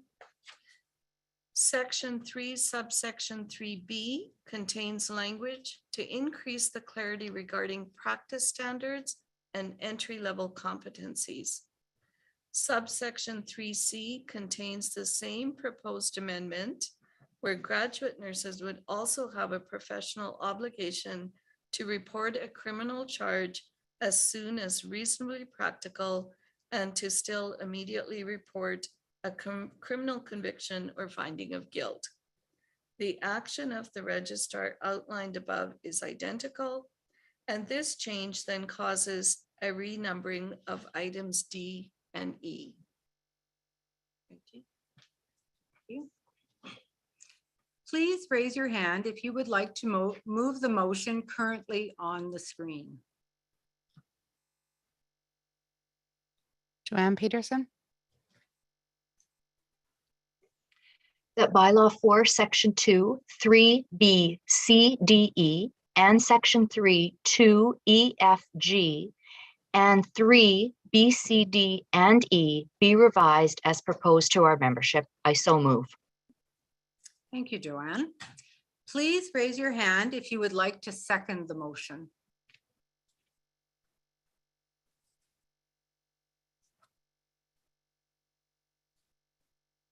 Jolynn Radbourne? Jolynn Radbourne, nurse practitioner, Regina. I so second the motion as proposed to our membership. Thank you, Jolynn. Does the mover wish to speak to the motion?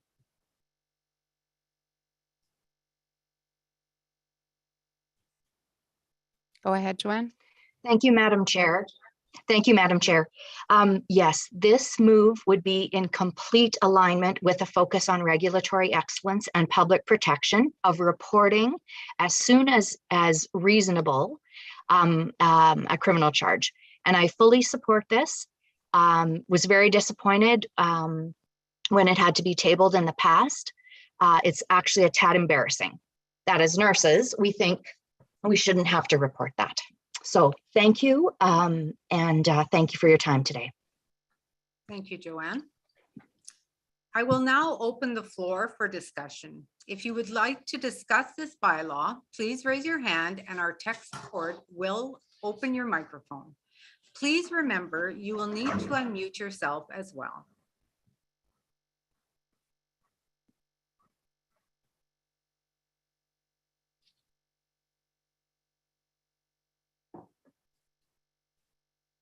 Kara Moore. Hi, thank you. My name is Kara Moore. I'm a registered nurse in Regina. I just have a question. When reporting a charge, if we vote for this, would there be any restrictions to practice or anything put in place, or that wouldn't be until somebody was convicted of something? Okay, thank you for the question. We will have Donna Marin join us to answer your question. Can she repeat the question? Could you please repeat the question? Yes, for sure. So at the point of being charged but not convicted, would there be any practice implications for that nurse, or would you wait until the court, rules it a conviction or not? Thank you for that question. Within the existing bylaws, there is a provision where the registrar can approach council if there are especially egregious situations that are such a risk to the public that council could take action on those currently. So this provision of being notified, as was mentioned by Moni in the presentation and in the rationale column, the intent really is for the registrar to maintain an awareness of the charge and to be able to follow, which would be similar to any of our investigation processes currently. So, I think that every situation would need to be weighed out by the registrar and looked at, but most criminal charges that are going to be reported would simply be monitored from a distance. Cheryl Hamilton, the registrar, is on the line as well. Cheryl, do you have anything outside of what I've mentioned that you'd like to share? No, Donna, I think you covered it. Thank you. Thank you. Thank you, Donna.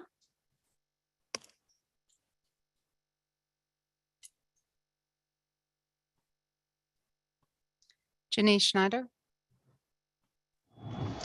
Hi, Janice Schneider, registered nurse, Meadow Lake. This very similar topic came up during last year's AGM, and it was hotly discussed. My question is the same question I had last year, is in the event that, say there was a fabrication of allegation or unfounded charges, what is the process for permanently removing that from the registered nurse's profile, or is there a process? Last year, there was no process and it was going to permanently remain on file. So what's the status on that? I'll ask Cheryl Hamilton, the registrar, to address your question, and thank you for the question. Hi, thank you for the question. So yes, the record, so the record remains on file. It is confidential. It would be shown to have been dismissed, and that there would be no further actions taken.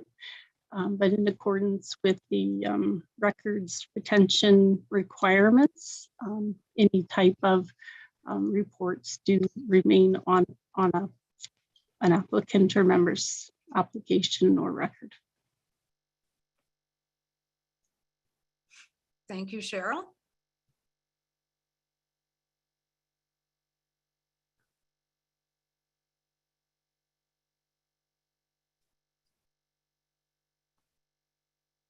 Ashley Schwartz.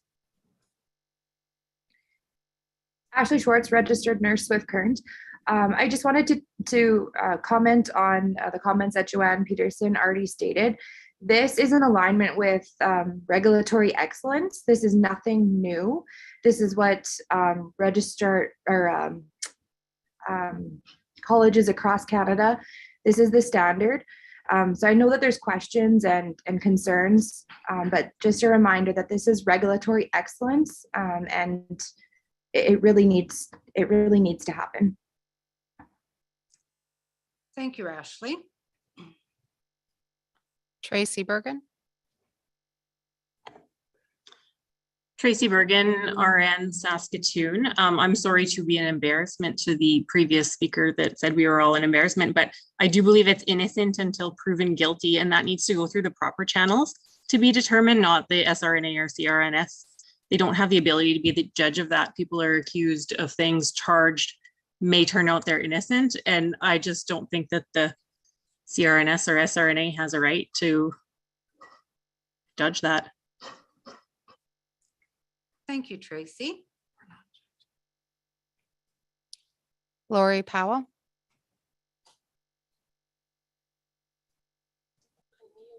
Hi, Lori Powell, Saskatoon. I too, I have a question for you as well in regards to the application of this proposed change. Is there a policy or bylaw that I haven't seen that would indicate what are the thresholds you would use in order to indicate someone who would need their license on hold or whatnot? I too, as the previous speaker spoke, would speak against this motion and the fact that there are processes in place with my employer as well as the current SRNA CRNS that allow for disciplinary action and whatnot to transpire after the event is closed or there's been a finding of fact. I think that it's a bit disturbing to me to think that, you know, because an accusation is made on behalf of someone against a registered nurse, that would automatically indicate to the SRNA or CRNS that action needed to be taken and a potential for their license to be on hold or what other measures would be taken. So that's my question, I guess, is in regards to policies application, and I'm not in support. Thank you, Lori. I'll ask Donna to reply, or Cheryl. Can I just ask you to repeat the specific question that you'd like answered?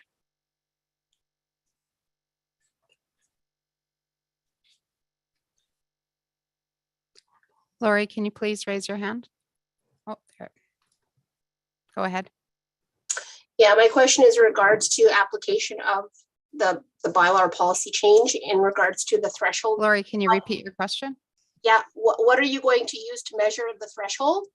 And what is the policy in regards to making this change? What does that look like? How will it be applied to the membership? Is there a document that we can review or see? Let it stand against. Yeah, I would have to say that currently there isn't a policy because there is no bylaw that has been passed. So we wouldn't have a policy that we could direct you to regarding that. But I really do want to reassure you that every situation would be looked at in the context of what the criminal charges are and what the, I guess, situation is and the level of risk that exists for the population of people that are being cared for by that particular member or registrant. And certainly we understand that, you know, yes, people are innocent until proven guilty, but we're not looking at this as our ability to, you know, impose sanctions on someone. We're looking at it as our responsibility to protect the public. Thank you, Donna. Karen Eisler. Karen Eisler. Thank you.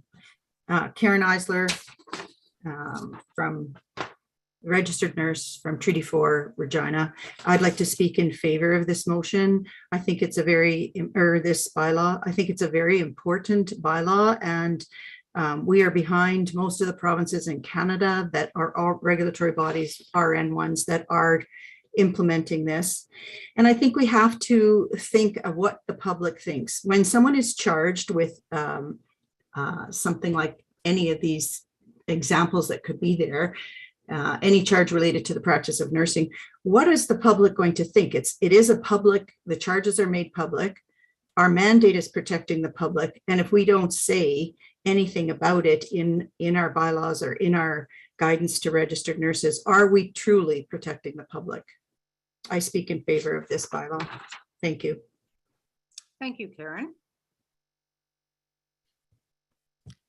Leland Sommer. Leland Summer, nurse practitioner, Regina. I speak in favor of this motion. I just want to refer that in my current role in administration, in my review of the Sun Collective Agreement, there is no obligation to report. And as a manager, there is no employer policy for obligation of reporting. And we must remember that CRNS, as the college and regulatory body, is tasked with the protection of the public for all practicing members of the regulatory body. And so that is why this bylaw is appropriate. And that's why I strongly support this. Thank you, Leland. Tara Schmallenberg. Hi, Tara Schmallenberg, nurse practitioner from Raymore, and sorry, a slightly fussy baby. But as a mom, you know, I speak in support of this bylaw. You know, I'm very fortunate to have healthy children, but should they, you know, require medical care? And I think to a patient of mine who has been admitted to the Jim Pattison Hospital for over 2 months now. You know, her mother can't be with her at all times. That mom needs to trust that the registered nurses involved with her care, you know, are going to protect her child. I think, you know, the CRNS has the mandate to ensure the public is protected. And I believe this bylaw is in alignment with that. Thank you, Tara.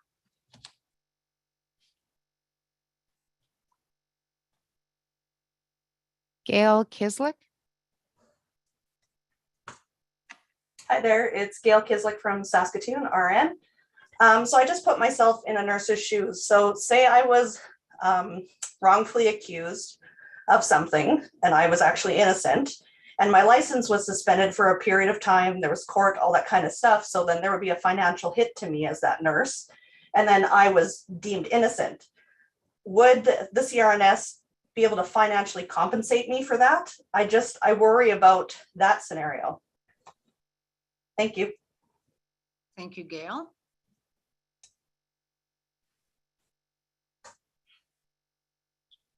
To answer that.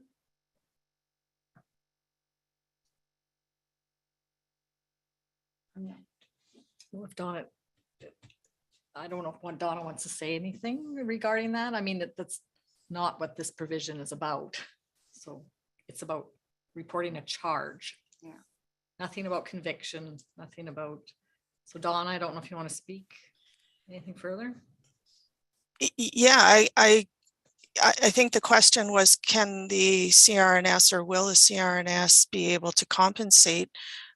No, I don't believe that we would do that. And again, I want to just, return us back to the fact that we're looking to implement this bylaw because of our obligation to protect the public, to protect vulnerable people. And we're not looking to impose sanctions on people's license so that they can't earn a wage, that they, are struggling.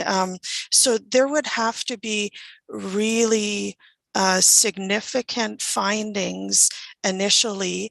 Otherwise, the CRNS and the registrar, this registrar representing the CRNS, is simply going to watch and wait, similar to as they would for any investigative process where a complaint was lodged. So we're not going to quickly jump to sanctions on people's licenses. Thank you, Donna. You're welcome. Rachel Martins. Hello, Rachel Martins, RN, Saskatoon, Treaty 6 and Homeland of the Métis. I think, now I don't want to speak for previous speakers, but I think the bigger issue with this proposed bylaw change is the idea that there is no policy in place for what the threshold for those sanctions are.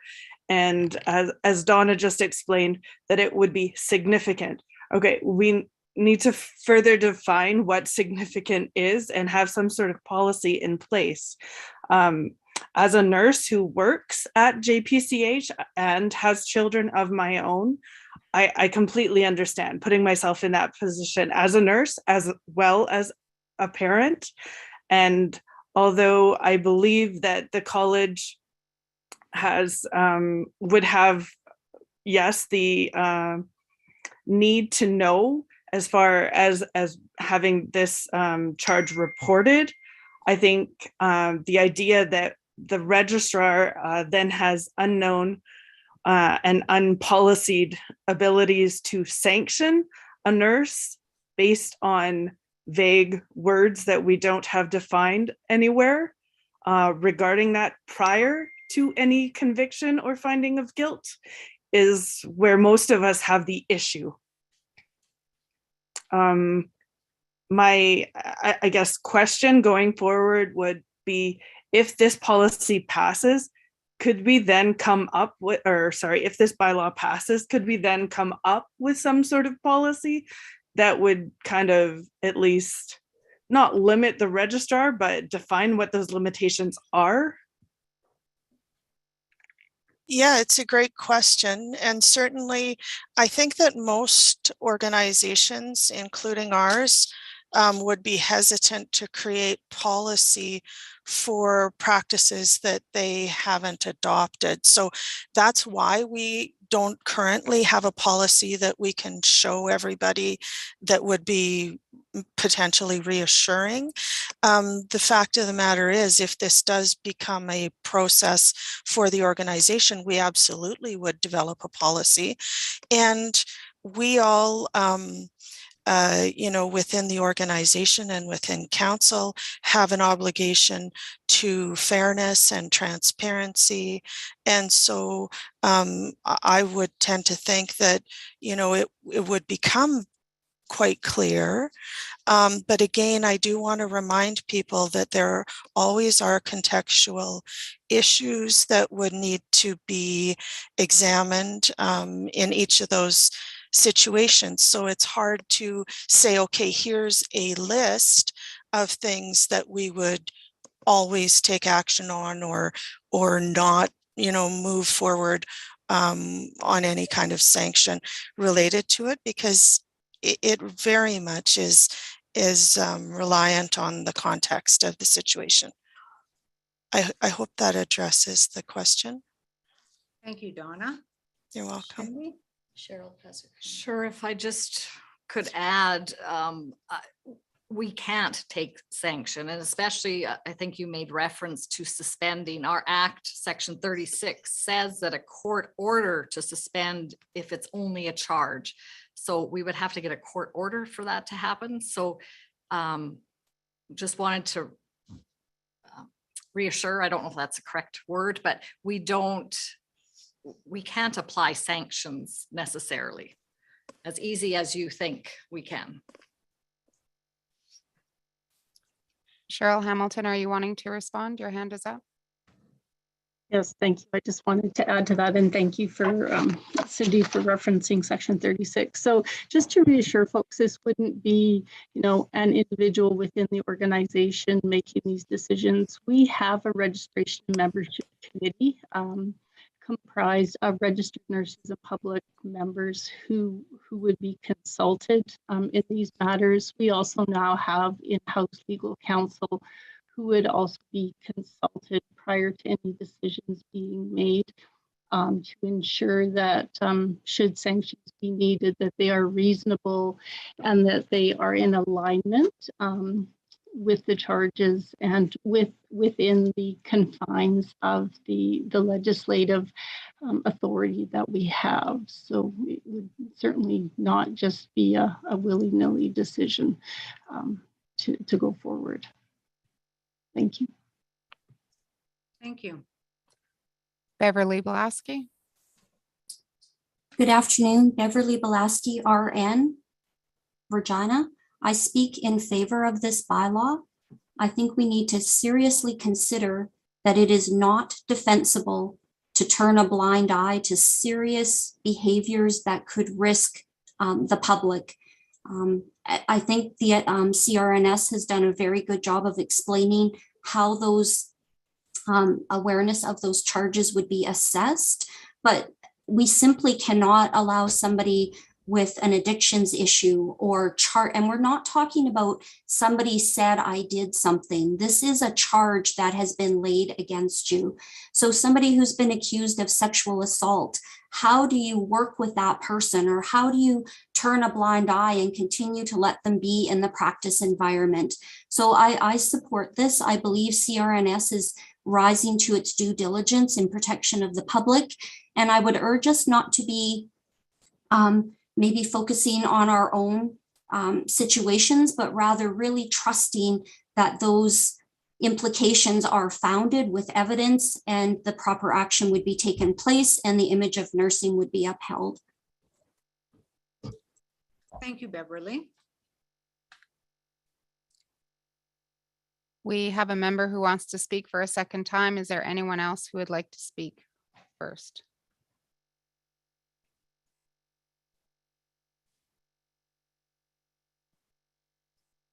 Janice Schneider. Hi, Janice Schneider, registered nurse, Meadow Lake.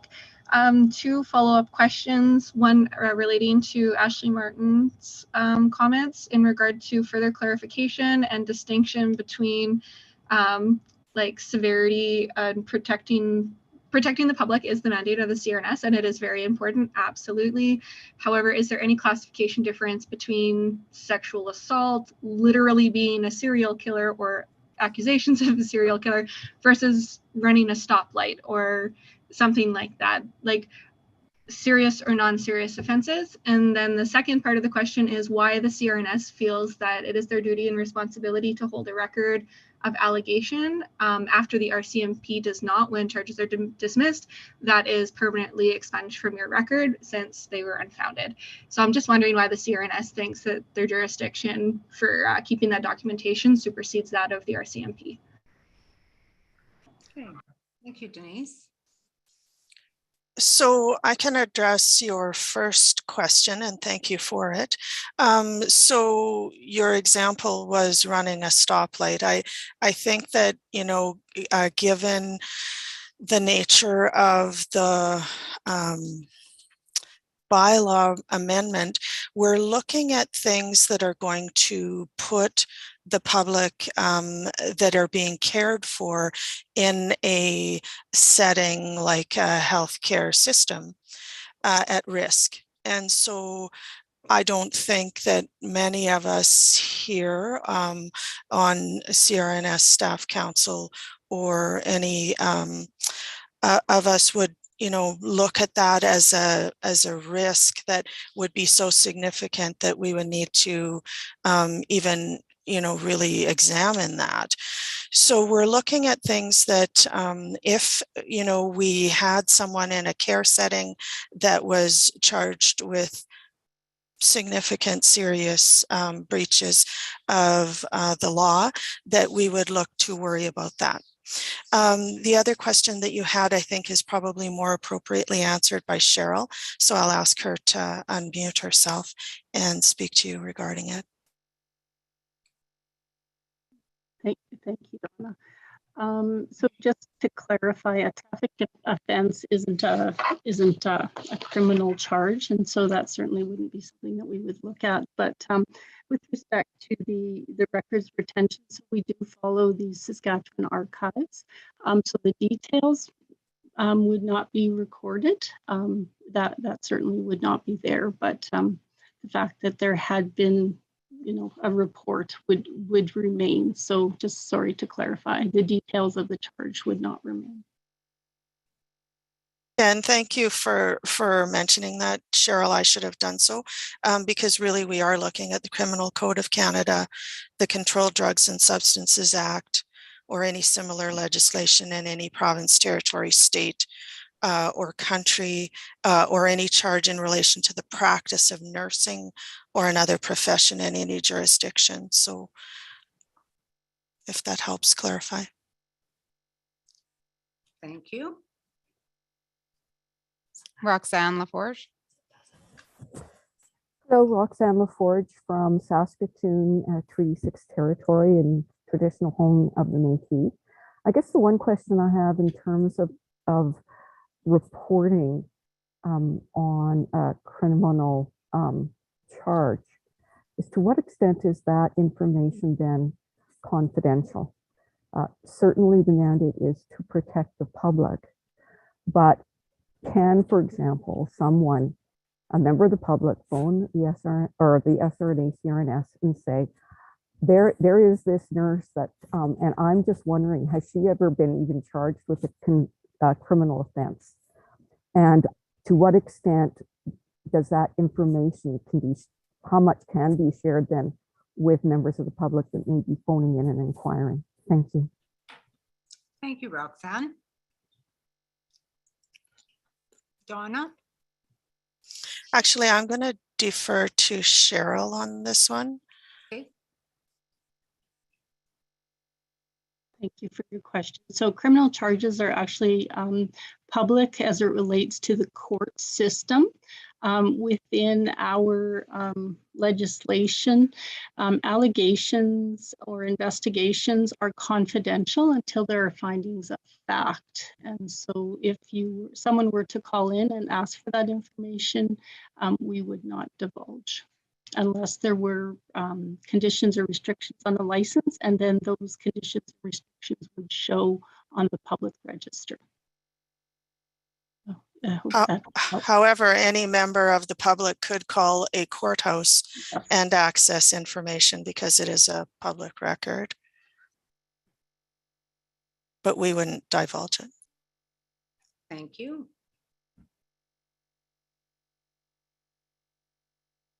Is there any further discussion?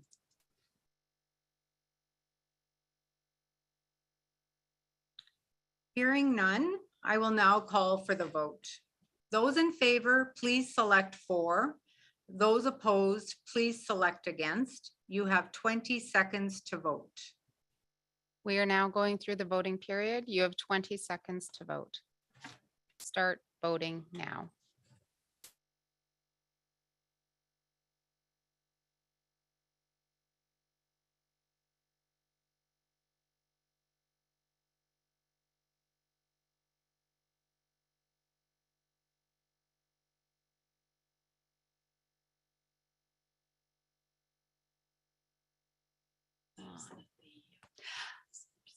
Thank you. Voting has ended. The votes have been tabulated.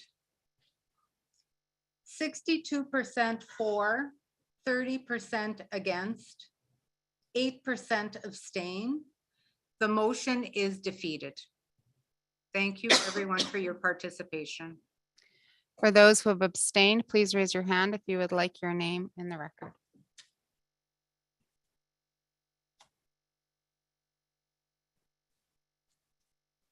Seeing that no one has raised their hands, Moni, we will move forward with the next bylaw. Okay, thank you. Sorry, choking on my water.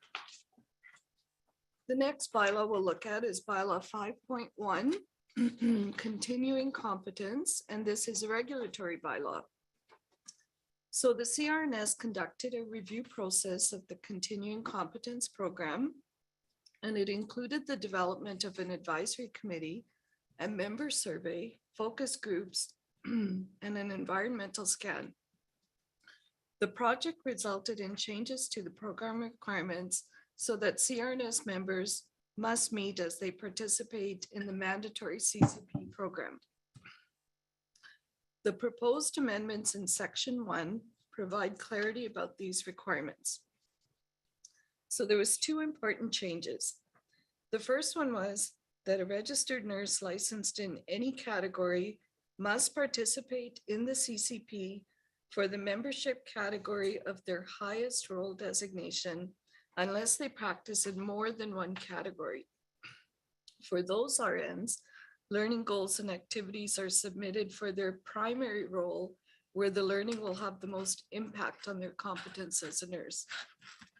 Secondly, the most significant change is the removal of the requirement to obtain peer feedback. And that is the proposed changes for this bylaw.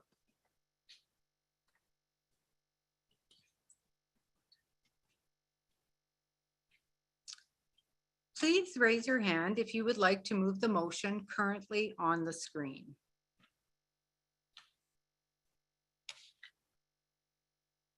Rhonda Zinger.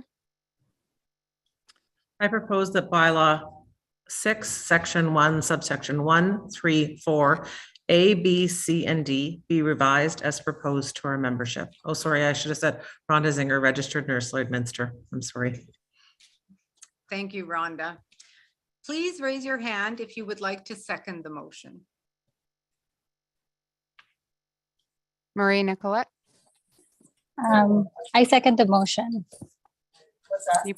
Can you please state your name, your designation, and where you're from? Oh, it's Maria from Saskatoon, registered nurse. I second the motion. Can you please state your full name? Marie Nicolette Yap, registered nurse.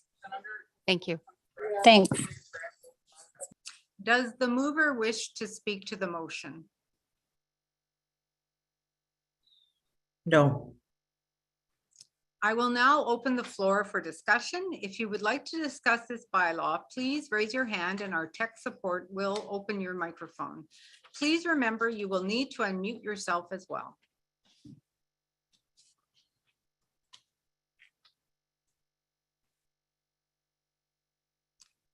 Seeing that there is no discussion and no hands raised, I will now call the vote. Those in favor, please select for. Those opposed, please select against. You have 20 seconds to vote. We are now going through the voting period. You have 20 seconds to vote. Start voting now.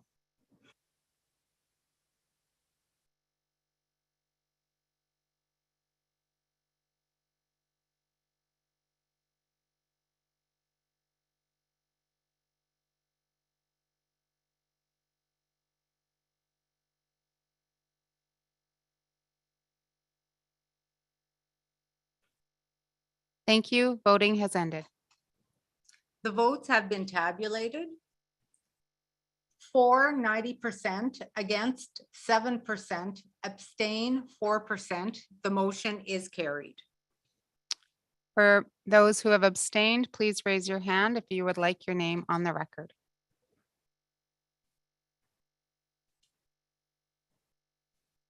No one has raised their hand, so Moni will continue. Okay, the next bylaw is bylaw 6, categories of practice. Section 3, the nurse practitioner category, and this is a regulatory bylaw. Subsection 3 contains proposed changes that cleans up the language within the bylaw to improve clarity and remove repetition. In accordance with the practice standards and entry-level competencies is now included in the stem of the statement. In subsection 3B, there is proposed amendments to the STEM statement by adding the word request when referring to screening and diagnostic testing.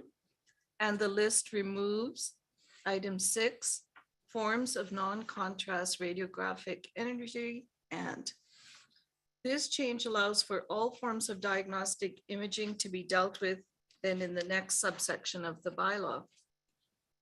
Subsection 3C contains proposed amendments that enables NPs to order or request medical imaging with contrast dye when clinical best practice evidence supports it and is in the best interest of the client.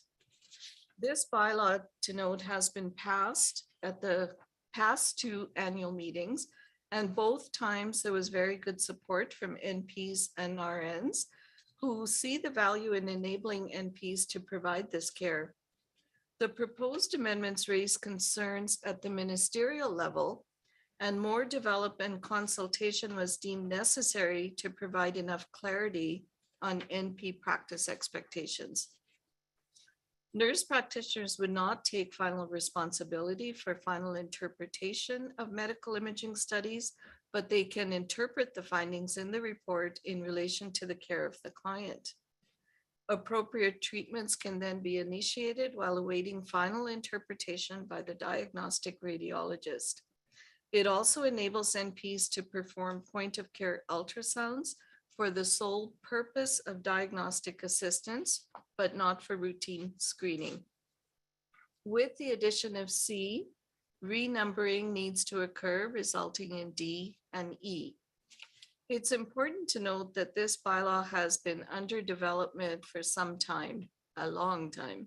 However, we believe that now all required consultation has been conducted and the wording is appropriate now to remove the barriers, and it removes the barriers for access of care for Saskatchewan residents. Thank you, Moni. Please raise your hand if you would like to move the motion currently on the screen. Rena Sutherland. Rena Sutherland, nurse practitioner, Stanley Mission. I so move that bylaw 6, section 3, 3A, B, 5, 6, 7, C and D, 3 and E be revised as proposed to our membership.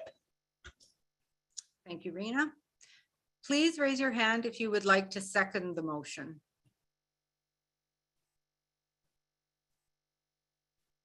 Tara Schmallenberg.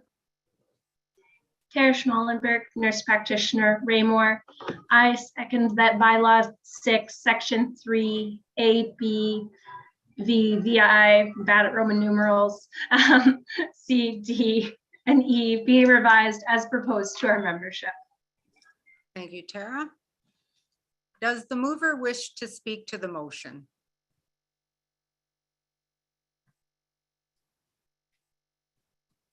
Go ahead, Rena. Thank you, Madam Chair. I would just like to speak to this motion from a nurse practitioner standpoint, who this directly affects the patients that I serve.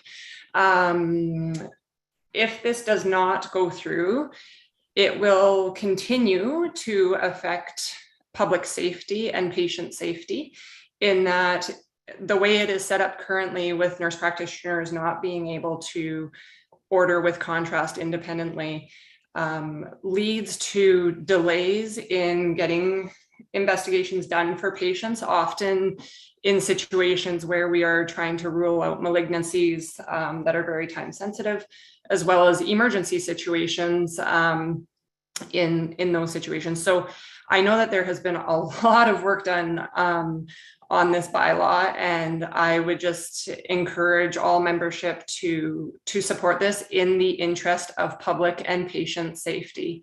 In times of a pandemic where we're trying to limit the amount of contact with the healthcare system, there again, if this is not put through, it will continue to lead to patients needing to have unnecessary encounters with the healthcare system for something that a nurse practitioner is certainly competent and able to perform. So I speak in very much favor to this motion. Thank you, Raina. I will now open the floor for discussion. If you would like to discuss this bylaw, please raise your hand and our tech support will open your microphone. Please remember, you will need to unmute yourself as well. If you would like to speak, please raise your hand and we will create a speakers list and we'll call upon you in the order in which hands are raised using your first name and initial.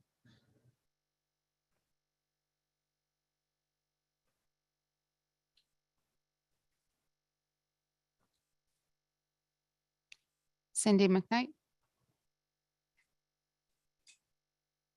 Hello, Cindy McKnight, nurse practitioner. I work in Fort Powell. I would like to also speak in support of this motion for all the same reasons that Rena said, so I won't be redundant. The only extra thing that I would add is that in addition to having them seek additional encounters in the healthcare system, in the settings of today where a lot of people cannot get access to primary healthcare providers, and I can speak to this myself, I have a 3+ month wait list to get in to see me. To add an additional appointment is just a waste of an appointment, and it's further delaying care for people to access when this is something perfectly within our scope of practice and would benefit patient safety, promptness to diagnosis, and then promptness with treatment for whatever is diagnosed. And I completely agree with Rena that in these situations, most often when you require contrast dye, it is either an emergency situation or a suspicion of malignancy. So if you were in that situation, you would not want care delayed because of a bylaw written in this way. So I strongly support and support this motion, and I hope to see it pass. Thank you. Thank you, Cindy.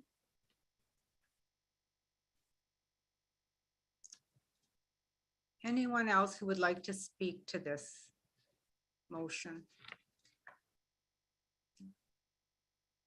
Okay, hearing none, I will now call the vote. Those in favor, please select for. Those opposed, please select against. You have 20 seconds to vote. We are now going through the voting period. You have 20 seconds to vote. Start voting now.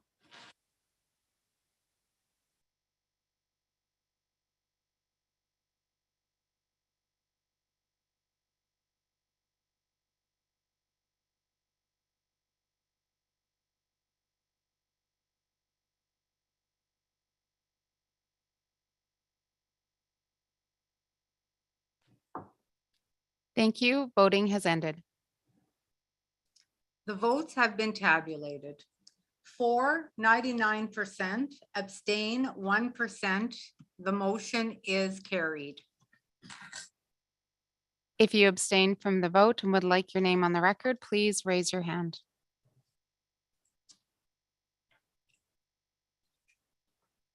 No one has raised their hand, so Moni, we can continue. The next bylaw we will look at is bylaw 6, categories of practice, section 4, the prescription review program, the PRP. This section of the bylaw outlines NP responsibilities in relation to the prescription review program. And although the changes to wording are few, the addition of the words are important. In subsection 3, we have proposed adding and amended from time to time to align with the wording of other organizations participating in the PRP.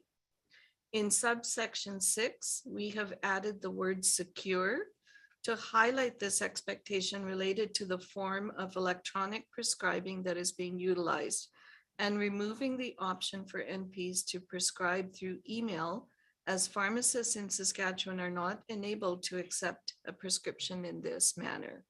So this is the proposed changes for this bylaw. Thanks, Moni. Please raise your hand if you would like to move the motion currently on the screen.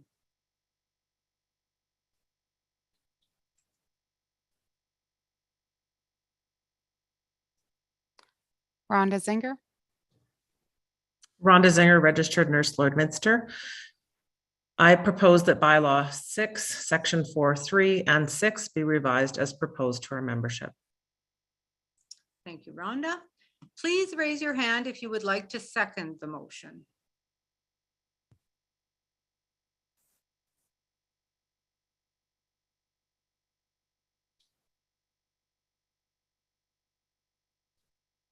Please raise your hand to second the motion.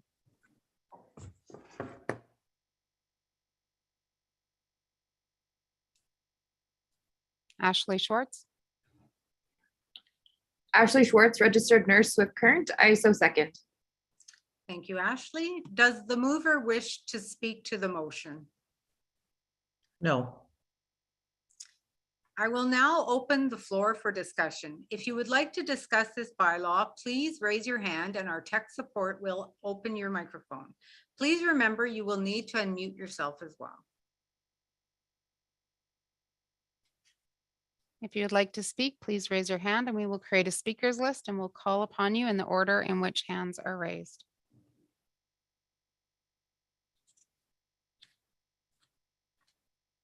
No one has raised their hand, and so I will now call the vote. Those in favor, please select for. Those opposed, please select against. You have 20 seconds to vote. We are now going through the voting period. You have 20 seconds to vote. Start voting now.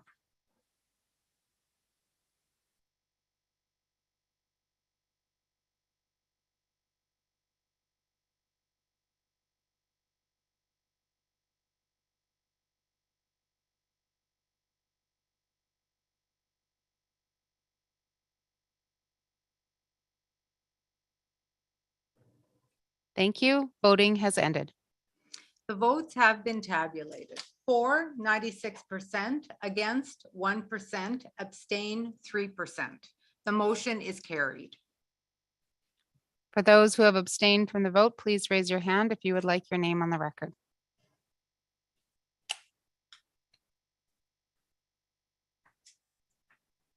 No one has raised their hand, so Moni, we can continue. Thanks, Frankie. Next, we'll go into bylaw 6, categories of practice, subsection 5. Resignation on medical or other grounds. This is a newly developed section of the bylaw. So as you read in the explanation and comments column, the Registered Nurses Act 1988 did not include any provision for addressing fitness to practice issues that arise due to a physical or mental disability. Therefore, an RN whose fitness to practice is significantly impacted by the effects of that disability must follow the same process of discipline as an RN who willfully or negligently fails to uphold the standard of registered nursing practice. A recent discipline decision speaks specifically to fitness to practice issues and recommends a change in how fitness to practice issues are addressed.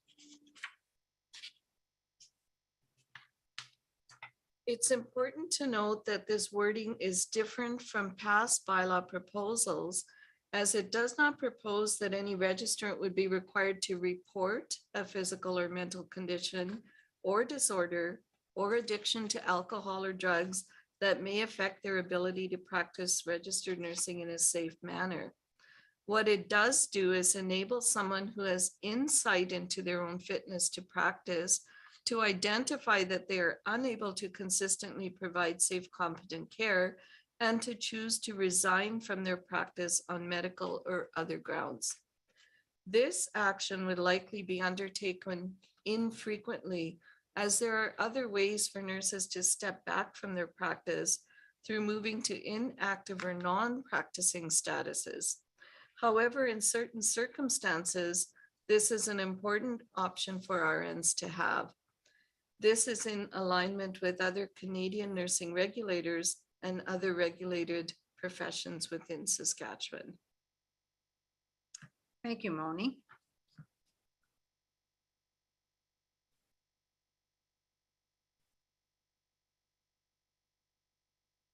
Please raise your hand if you would like to move the motion currently on the screen.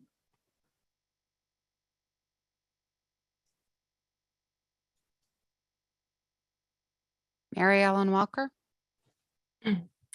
Mary Ellen Walker, RN, Saskatoon. I move that bylaw 6, section 5, 1, 2, and 3 be revised as proposed to our membership. Thank you, Mary Ellen. Please raise your hand if you would like to second the motion.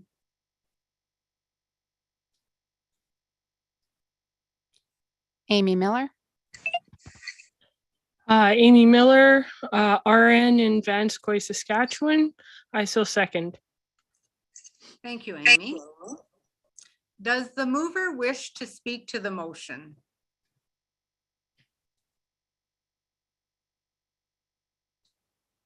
Hearing none, I will now open the floor for discussion. If you would like to discuss this bylaw, please raise your hand and our tech support will open your microphone. Please remember you will need to unmute yourself as well. If you would like to speak, please raise your hand and we will create a speakers list and we'll call upon you in the order in which hands are raised.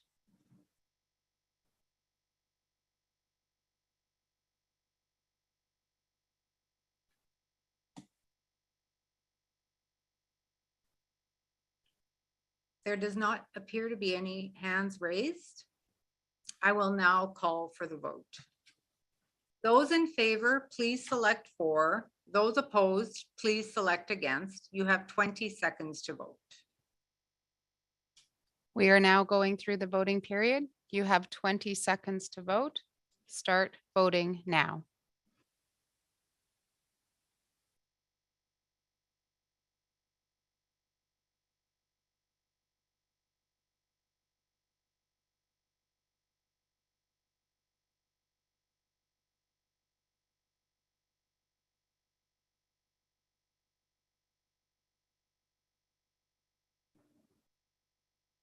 Thank you. Voting is now complete. The votes have been tabulated. For 87%, against 8%, abstain 5%. The motion is carried. For those who have abstained, please raise your hand if you would like your name in the record.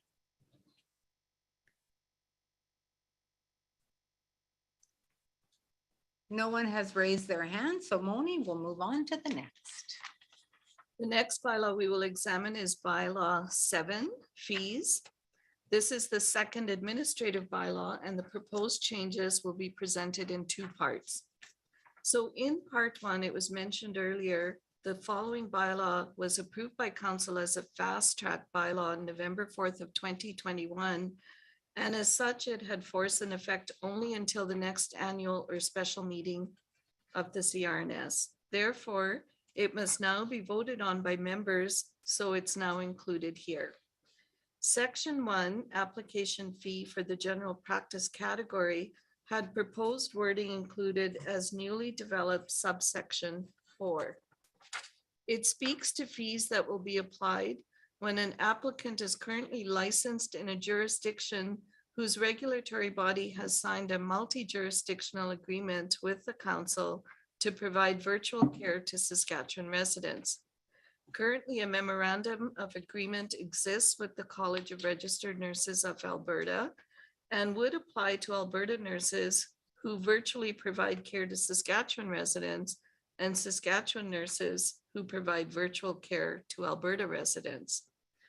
Within the same bylaws, section 2, application fee for the nurse practitioner category, section 3, initial registration fee, and section 4, annual registration fee, all have amendments with similar wording and intent and relate to this same memorandum of agreement. So we'll look at part 1 before we move on.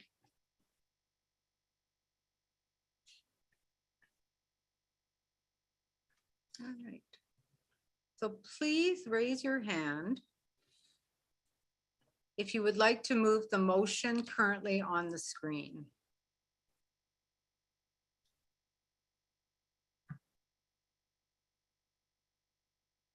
Leah Thorpe.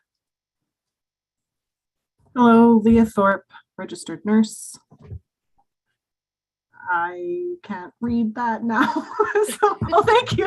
That bylaw 7, section 1, 4, section 2, 2, section 3, 1 and 4, and section 4, 2, and 6 be revised as proposed to our membership. Thank you, Leah.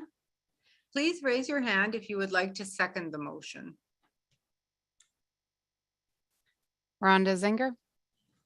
Rhonda Zinger, registered nurse, Lloydminster. I so second. Does the mover wish to speak to the motion? No, thank you. I will now open the floor for discussion. If you would like to discuss this bylaw, please raise your hand and our tech support will open your microphone. Please remember you will need to unmute yourself as well. If you would like to speak, please raise your hand and we will create a speakers list and we'll call upon you in the order in which hands are raised.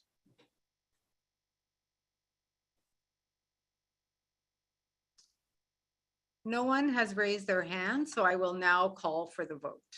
Those in favor, please select for. Those opposed, please select against. You have 20 seconds to vote.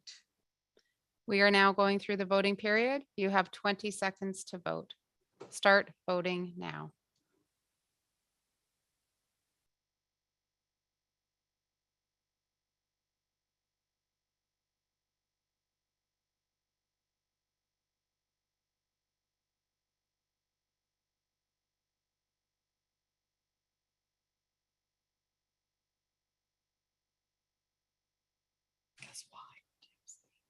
Thank you. Voting is now complete.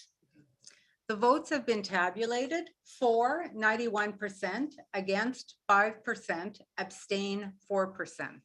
The motion is carried. For those who have abstained, please raise your hand if you would like your name in the record.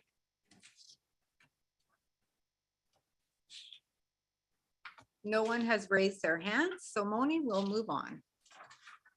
So within this same bylaw 7 pertaining to fees, currently it contains language regarding the CNA membership structure. Therefore, we need to make amendments now that it's been passed to remove that language and renumber the remaining items within the bylaw. Section 3, initial registration fees, subsection 2, speaks to applicant fees for members of CNA through another province. So this needs to be removed from the bylaw, and then the other items become renumbered. Section 4, annual registration fees, subsection 4 must be removed for the same reason, which then renumbers the remaining items.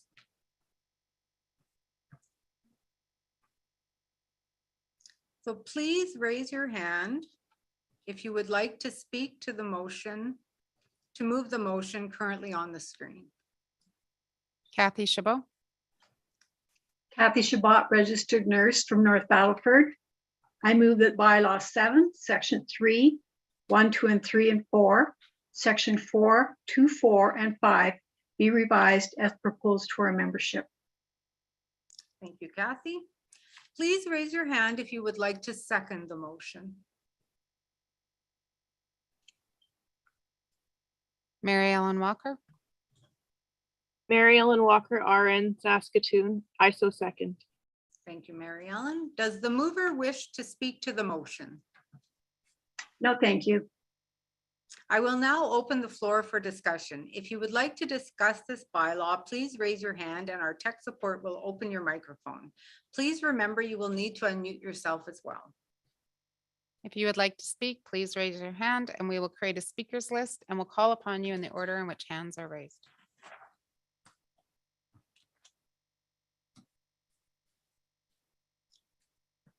No one has raised their hand, so I will call for the vote. Those in favor, please select for. Those opposed, please select against. You have 20 seconds to vote. We are now going through the voting period. You have 20 seconds to vote. Start voting now.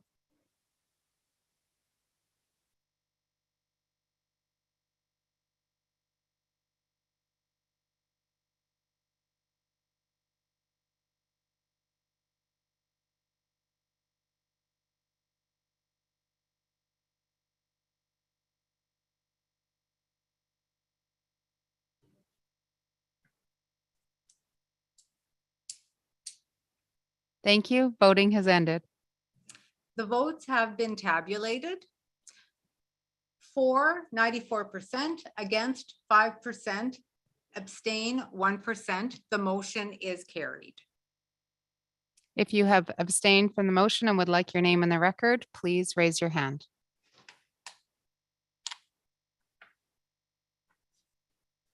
No one has raised their hand, so we'll move forward. So we've come to the last bylaw to be discussed today, and it's bylaw 15, standards and competencies, and this is a regulatory bylaw. Section 1, subsection 3 includes proposed amendments that incorporate by reference the latest February 2022 publication entitled RN with additional authorized practice standards. All standards and competencies must be incorporated by reference into this section of the bylaw. So the proposed change is to update it with the latest reference.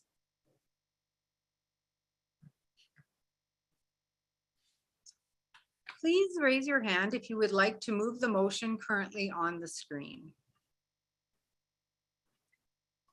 Kathy Shabbat,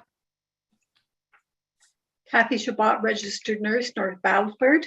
I move that bylaw 15, section 1.3 be revised as proposed to our membership.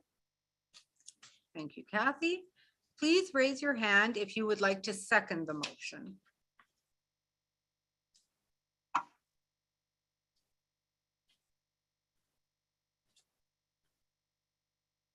Kelsey Finch, Kelsey Finch, RN Stockholm. I'll second the motion. Thank you, Kelsey. Does the mover wish to speak to the motion? No, thank you. I will now open the floor for discussion. If you would like to discuss this bylaw, please raise your hand and our tech support will open your microphone. Please remember you will need to unmute yourself as well.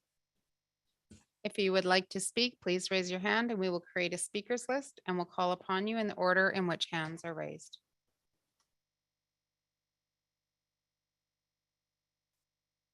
No one has raised their hand. I will now call for the vote. Those in favor, please select for. Those opposed, please select against. You have 20 seconds to vote. We are now going through the voting period. You have 20 seconds to vote. Start voting now.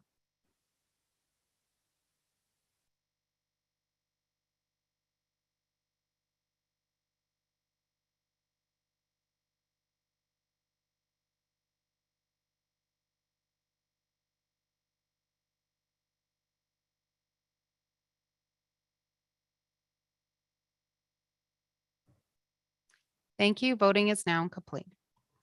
The votes have been tabulated. For 95%, against 2%, abstain 2%. The motion is carried. If you have abstained from the vote, please raise your hand if you would like your name in the record.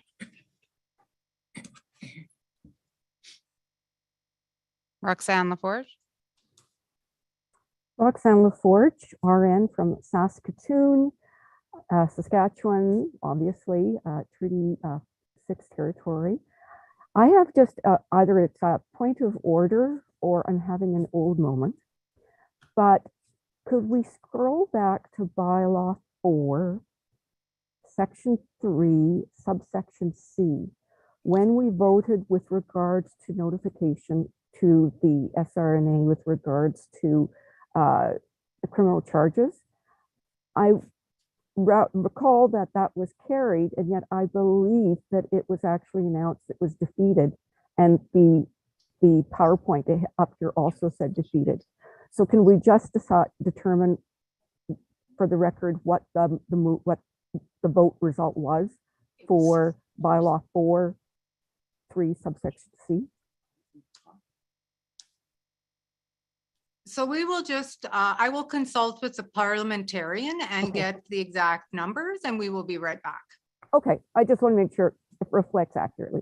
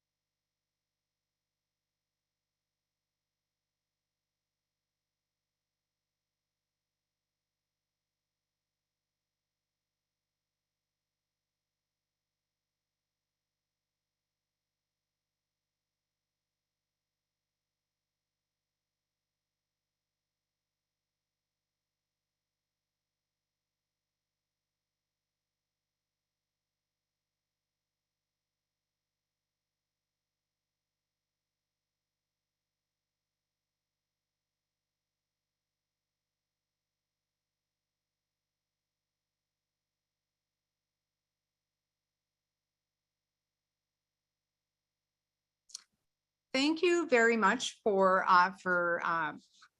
waiting for us to resolve this issue. And thank you, Roxanne, for your question. I will turn the floor over to Mary Lee to address your question related to the vote for that one bylaw. Okay, thank you. I'd just like to point out that subsection or section 14 of the Registered Nurses Act 1988 deals with the procedural requirements for amendments to bylaws. And subsection 3 in particular states that in order for bylaws to be approved at an annual meeting, that they have to be supported by two-thirds majority of those practicing members who vote at the meeting.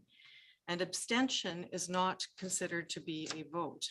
And what we've discovered with the technology, the way in which it's been calculating these percentages is on the basis of counting an abstention as a vote, which is incorrect. So we've gone back to review the numbers, and the information is that there were 128 people who voted either yes or no on that bylaw issue. And 86 of those persons voted in support of the motion, which equates, if I did my calculation correctly, to 67.1875%, and 2/3 is equal to slightly less than 67%. So in fact, it did meet the 2/3 threshold because of the abstention issue. I hope that explains it clearly. Can she just repeat the number? Like include can you just repeat, Marilee, the numbers? So there was 139 voting, but 11 of those were abstentions. Abstentions, which are not actual votes in accordance with rules of procedure.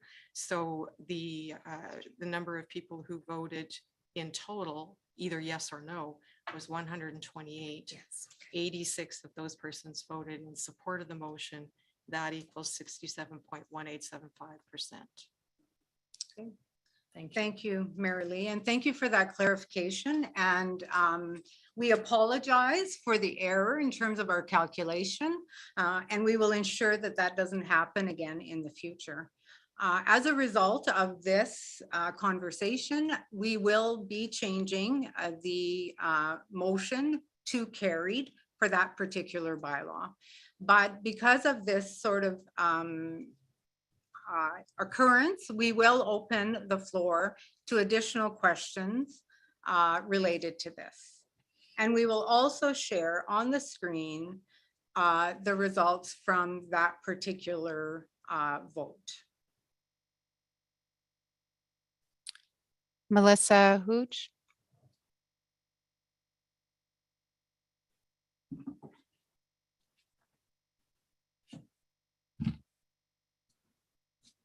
Did you have a question, Melissa?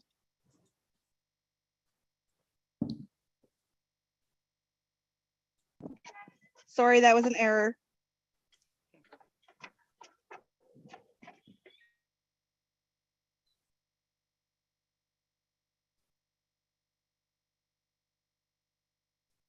Rhonda Zenger. Rhonda Zinger, registered nurse, Lloydminster. I just wonder if, just for people, maybe if they weren't 100% following along or they don't have it, if you can put that actual bylaw back up that was changed, just so there's clarification with the membership that's here today.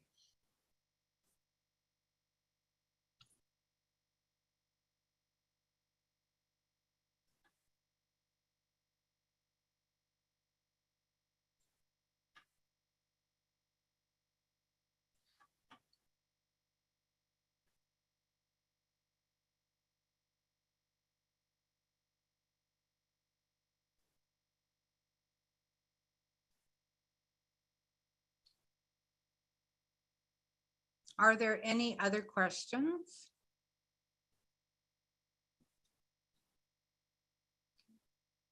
All right, and just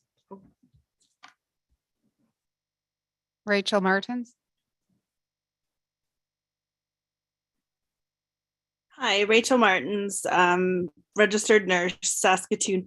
Could you, instead of putting up the percentages of the votes, put up the vote totals, like the numbers? of the vote? We are not able to actually put those up at this particular time. But recall. Can we just, I think, you know what, we will look into this. We will pause the meeting again, please.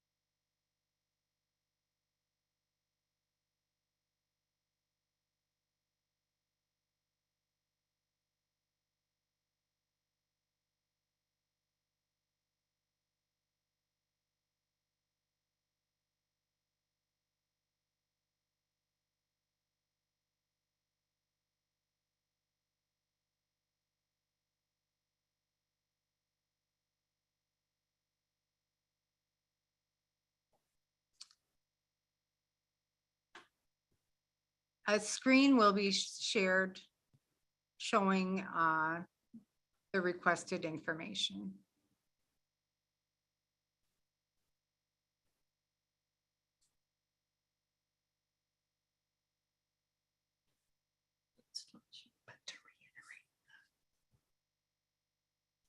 So to reiterate though, 8% are not counted because they've abstained.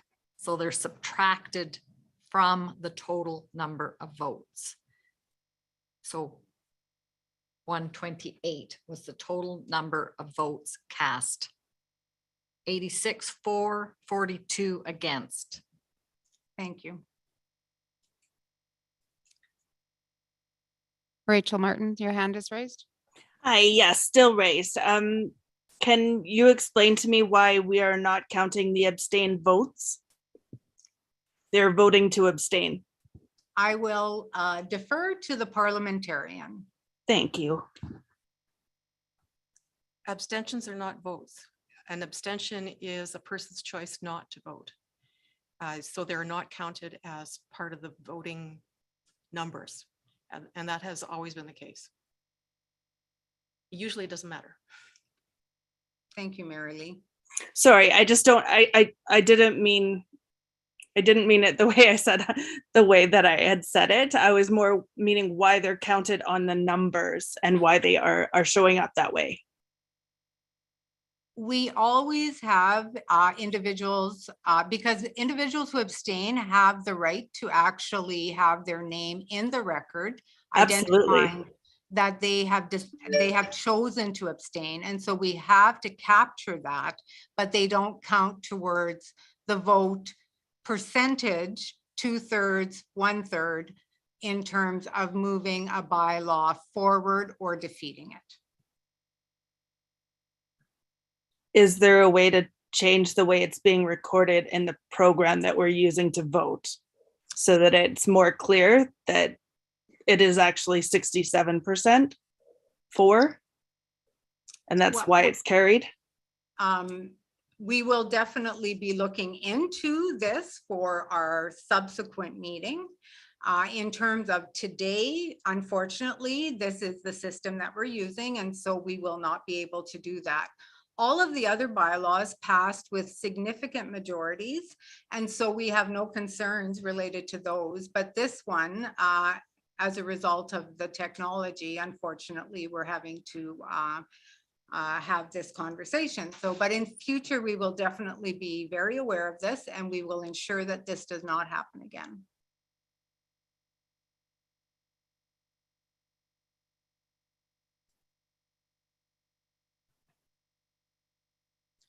So hearing no further questions, I think we can continue on with our meeting. And we will be moving now to resolutions. We have one resolution today, and you will find a copy of this resolution in the virtual package prepared for this meeting.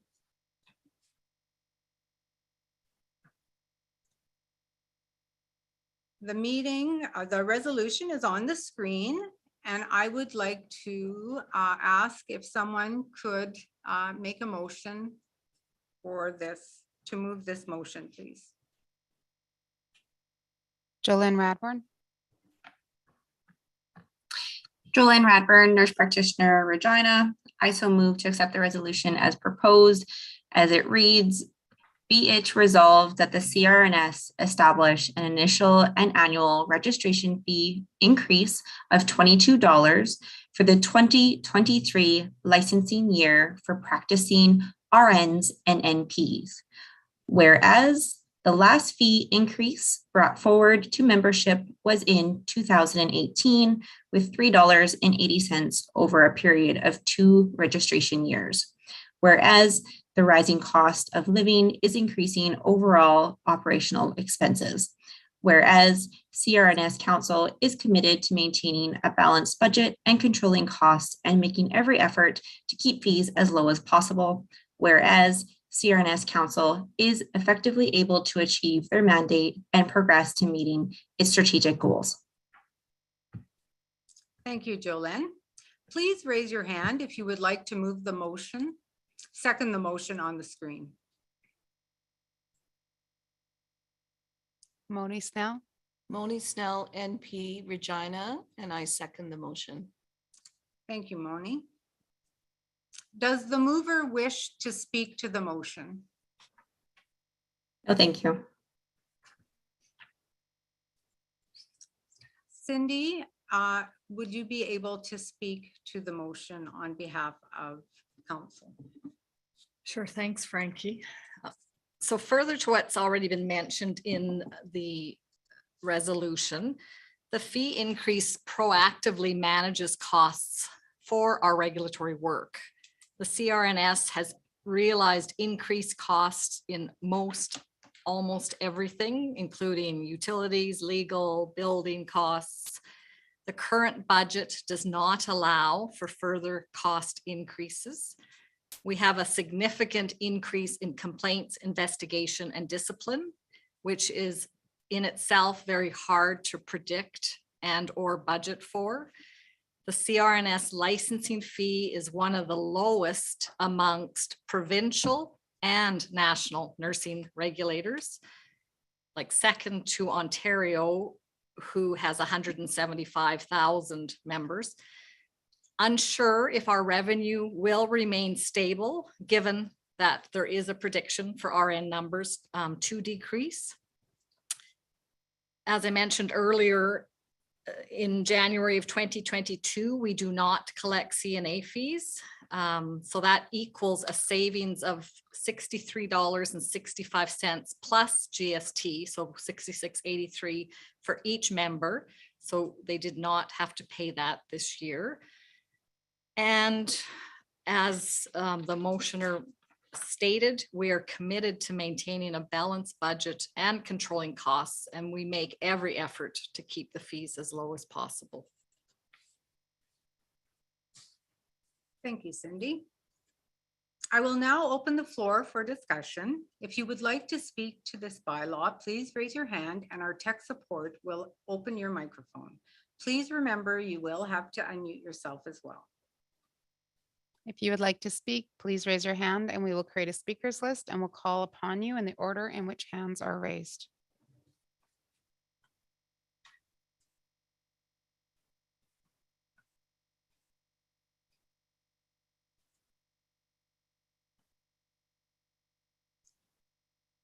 All right, no one has raised their hand. Oh, I spoke too soon. Denise Dick. Denise Dick, RN, Moose Jaw. I guess I'm still struggling with this as to my previous conversations with the financials. Yes, I know there's increasing costs, but it's really unfortunate when it is funds that is indirectly or is directly coming from us that we do not know where that money is being spent, especially when we don't know what's changing with the organization, especially as far as the building and so many things that I still really struggle with the lack of transparency and then wanting more money and not understanding where that money is going. Thank you. Thank you, Denise. Cindy, I'll let you speak to that. Yeah, there wasn't a specific question in there, but the operating statements clearly outline the functions of our expenses. So that is where money is being spent. Communications, contracts and consulting, grants. I mean, I went over operating statements. So that is where the money is being spent. That's very transparent every year.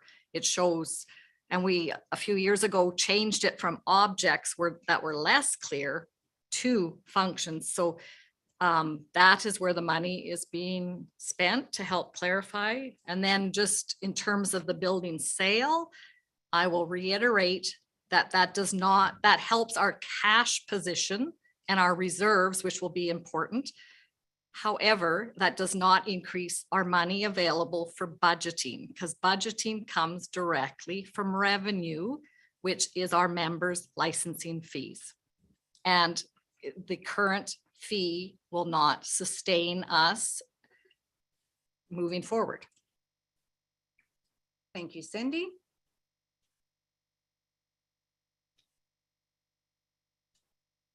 All right, so here, seeing that there are no other hands up, I will now call for the vote. Those in favor, please select for. Those against, please, those opposed, please select against. You have 20 seconds to vote. We are now going through the voting period. You have 20 seconds to vote. Start voting now.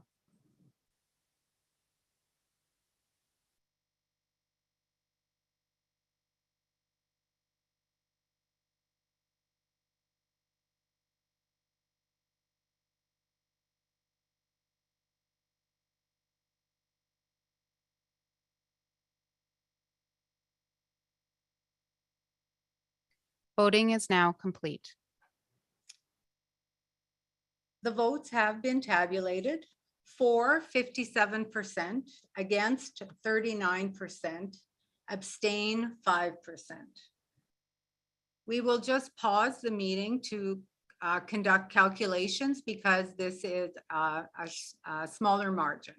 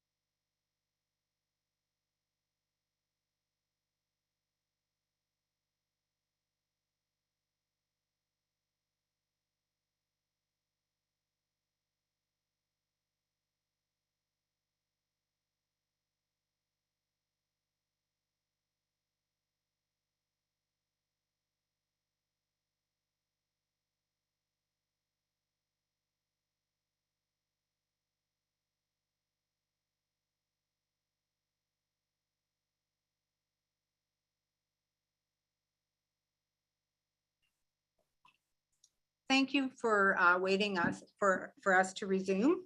The motion is carried. The resolution is carried, and I will have Marilee, our parliamentarian, speak to the result. Yes, and as you'll see, the percentages as calculated according to the system, which includes the abstentions, calculates the votes in favor as 57%. We have done the calculation looking at the actual numbers, and there were 6 abstentions, 132 people filling in that online vote, which would leave 126 people casting a vote for yes or no. And 75% of those individuals were in favor. And that, I think, calculates to, just a moment here, slightly less than 60%. But the reason why the resolution passes is because it's a resolution and not a bylaw amendment. Bylaw amendments require a special 2/3 majority in order to pass, and that's because the statute says so. Nothing you can do about that. But ordinary resolutions only require an ordinary simple majority, which is anything more than 50%. So that's why this resolution passes. I hope that's clear. Thank you very much, Marilee. It is clear. And it doesn't appear that we have any questions, and so we will move forward. The motion is carried. So now we'll move on. And I would like to thank you, Moni, and the members of the Legislation and Bylaw Committee for your excellent work. At this time, I would also like to thank outgoing council member at large, Rhonda Zinger, who has served on council for 2 terms. I would also like to thank Ashley Schwartz, who was appointed to her current position for a 1-year term. We also have 2 public representatives that have now completed their full terms, plus 1 extra year on the CRNS Council, James Struthers, QC, and Joanna Alexander. However, they have agreed and will remain on council until government provides their replacement. I would also like to take a moment to thank all of council members for the time, effort, and passion that they have contributed to the governance of the CRNS over the past year. We have accomplished a lot of work on behalf of the public of Saskatchewan and our registrants, and I'm tremendously proud. We will now move forward onto the results of this year's election for the CRNS Council and Nominations Committee. I have received the election report from the Executive Director, and the total number of ballots I've been made aware are 645. I'm just going to open this so it's ready for me when I need it. I feel like I'm at the Oscars. We have 4 members who are the sole candidates for the position they put their name forward for. Therefore, they succeed in obtaining their position by acclamation. These candidates are Miriam Naganzo, RN, will serve her first term as the member at large for Region 1. Stephen Martin, NP, will serve his first term as the member at large for Region 2. Natalie Thiessen, RN, will serve her first term as the member at large for Region 3. And Leah Thorpe, RN, will serve her second term as the member at large for Region 5. The only position up for voting in this year's election was for the Nominations Committee. The names and number of votes received by each candidate are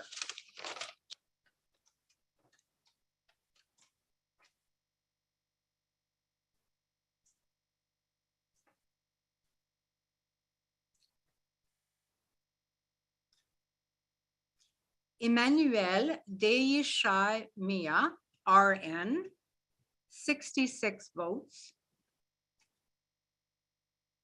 Grace Onwuka, 124 votes. Kirsten Paulin, RN, 135 votes. Noel Rohatinsky, 240 votes. Rhonda Young Pilon, 66 votes. I declare Noel Rohatinsky, RN, as the newest member of the CRNS Nominations Committee for a 2-year term. Congratulations. I would like to thank all of the candidates for allowing their name to stand and encourage all registered nurses and nurse practitioners to consider running or nominating someone at another time and or to pursue committee work at the CRNS. There are numerous ways for you to be involved in your regulatory body. I now ask for a motion to destroy the ballots after 90 days. As our head scrutineer, I call on Lynn Farthing to make the motion being presented on screen. Go ahead, Lynn. Good afternoon, Lynn Farthing, registered nurse, Shellbrook. I make a motion that the ballots be destroyed 90 days from this date. Please raise your hand if you would like to second the motion.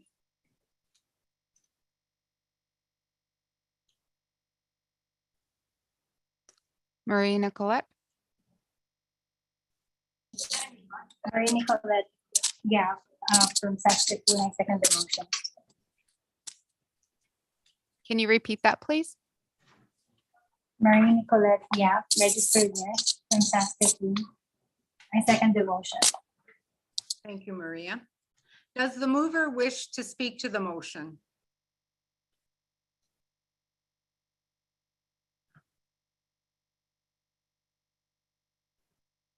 I do not.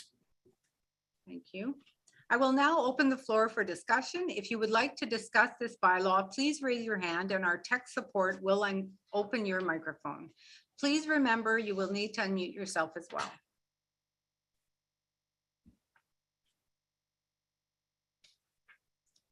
No one has raised their hand, and so I will call for the vote.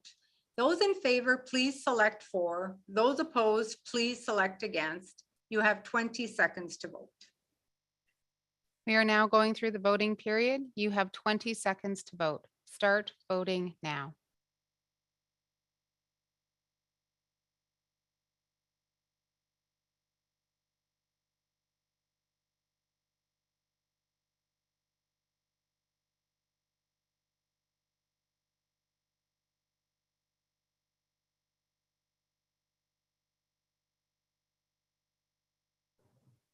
Voting is now complete. The votes have been tabulated. For 98%, against 1%, abstain 1%. The motion is carried.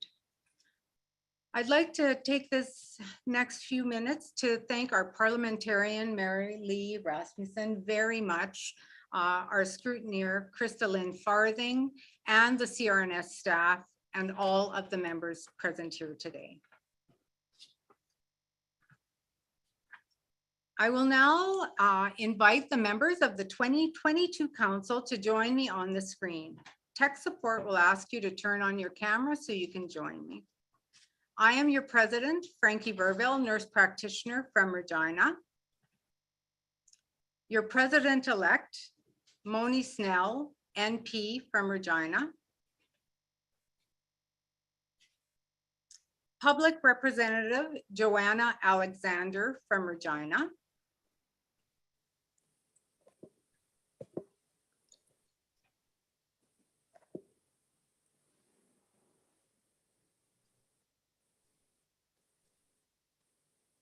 Public Representative Doug Finney, Saskatoon. Public Representative James Struthers, Regina.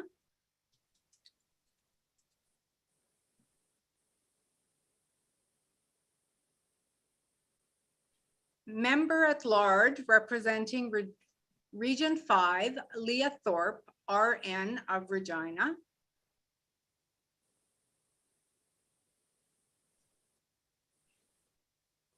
Member at large representing nursing practice area, nursing education, nursing administration, policy or research, Kathy Shabbat, RN of North Battleford.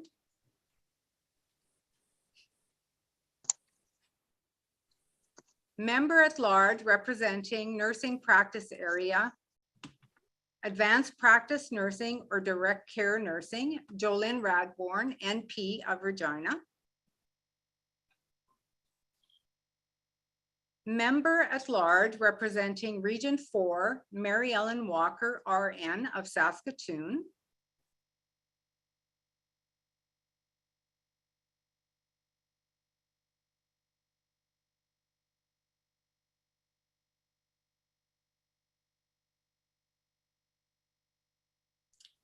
Member at large representing Region 1, Miriam Nagonzo, RN from Moose Jaw.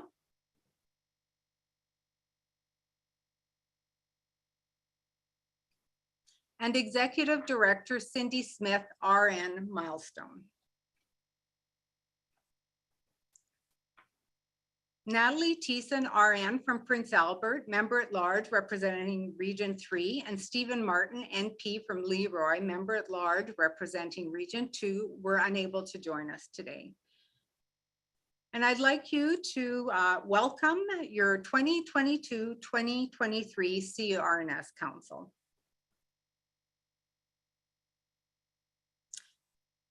I'd now like to thank everyone for attending the 2022 CRNS Virtual Annual Meeting. Your participation in your regulatory body is important for the profession of registered nursing in Saskatchewan.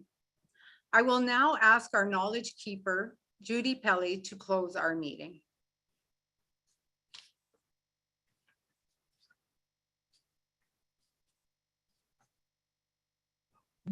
Okay, sorry about that. I thank you very much again. I feel honored to be a part of this very important endeavor. There's being a part of this where people are showing a lot of commitment and hard work. I always think of unsung heroes, and for sure, the nursing profession is some of that. You all deserve a lot more than sometimes that we get. We need to, the lives of people are in our hands, and again, just thank you so much for always being there for us, and I wish that we could all have hero awards for all of you, because I know that you're saving lives and you're doing the best you can. And also the voting and representation that's happened today was excellent, and the moderator and everybody, thank you so much for having me. And I feel honored, and I will keep you in my prayers for safety during this difficult time. We never know. It's times are still uncertain on where variants are going. So prayers to your families, yourselves, and all the people that we have to work with, including those that don't have a voice that I represent wherever I go. And with that, I thank you very, very much for having me. And again, it's an honor to be a part of your teams. Chimegwich, thank you. Thank you so much, Judy. And we will look forward to working with you over the coming year. Thank you. I now ask for a motion to adjourn the meeting. Please raise your hand if you would like to move the motion currently on the screen.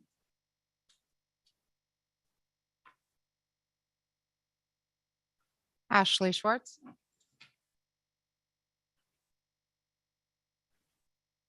Ashley Schwartz, registered nurse. I motion that the 2022 CRNS Annual Meeting be adjourned. Thank you, Ashley. Please raise your hand if you would like to second the motion.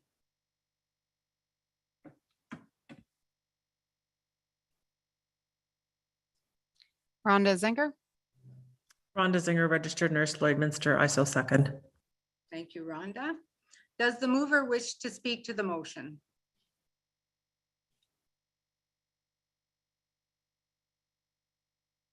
Hearing none, I will open the floor for discussion.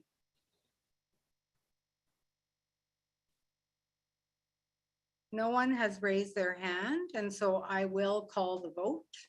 Those in favor, please select for. Those opposed, please select against. You have 20 seconds to vote.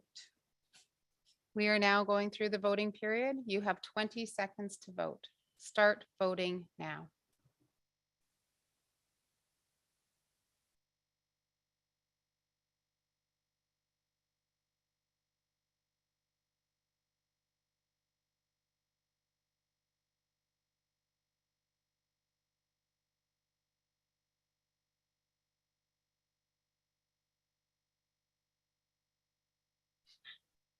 Voting is now complete.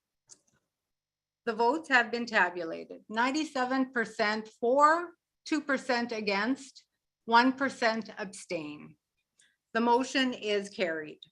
I now declare the 2022 annual meeting of the College of Registered Nurses of Saskatchewan adjourned. Thank you, everyone, for attending and for your participation. See you next year.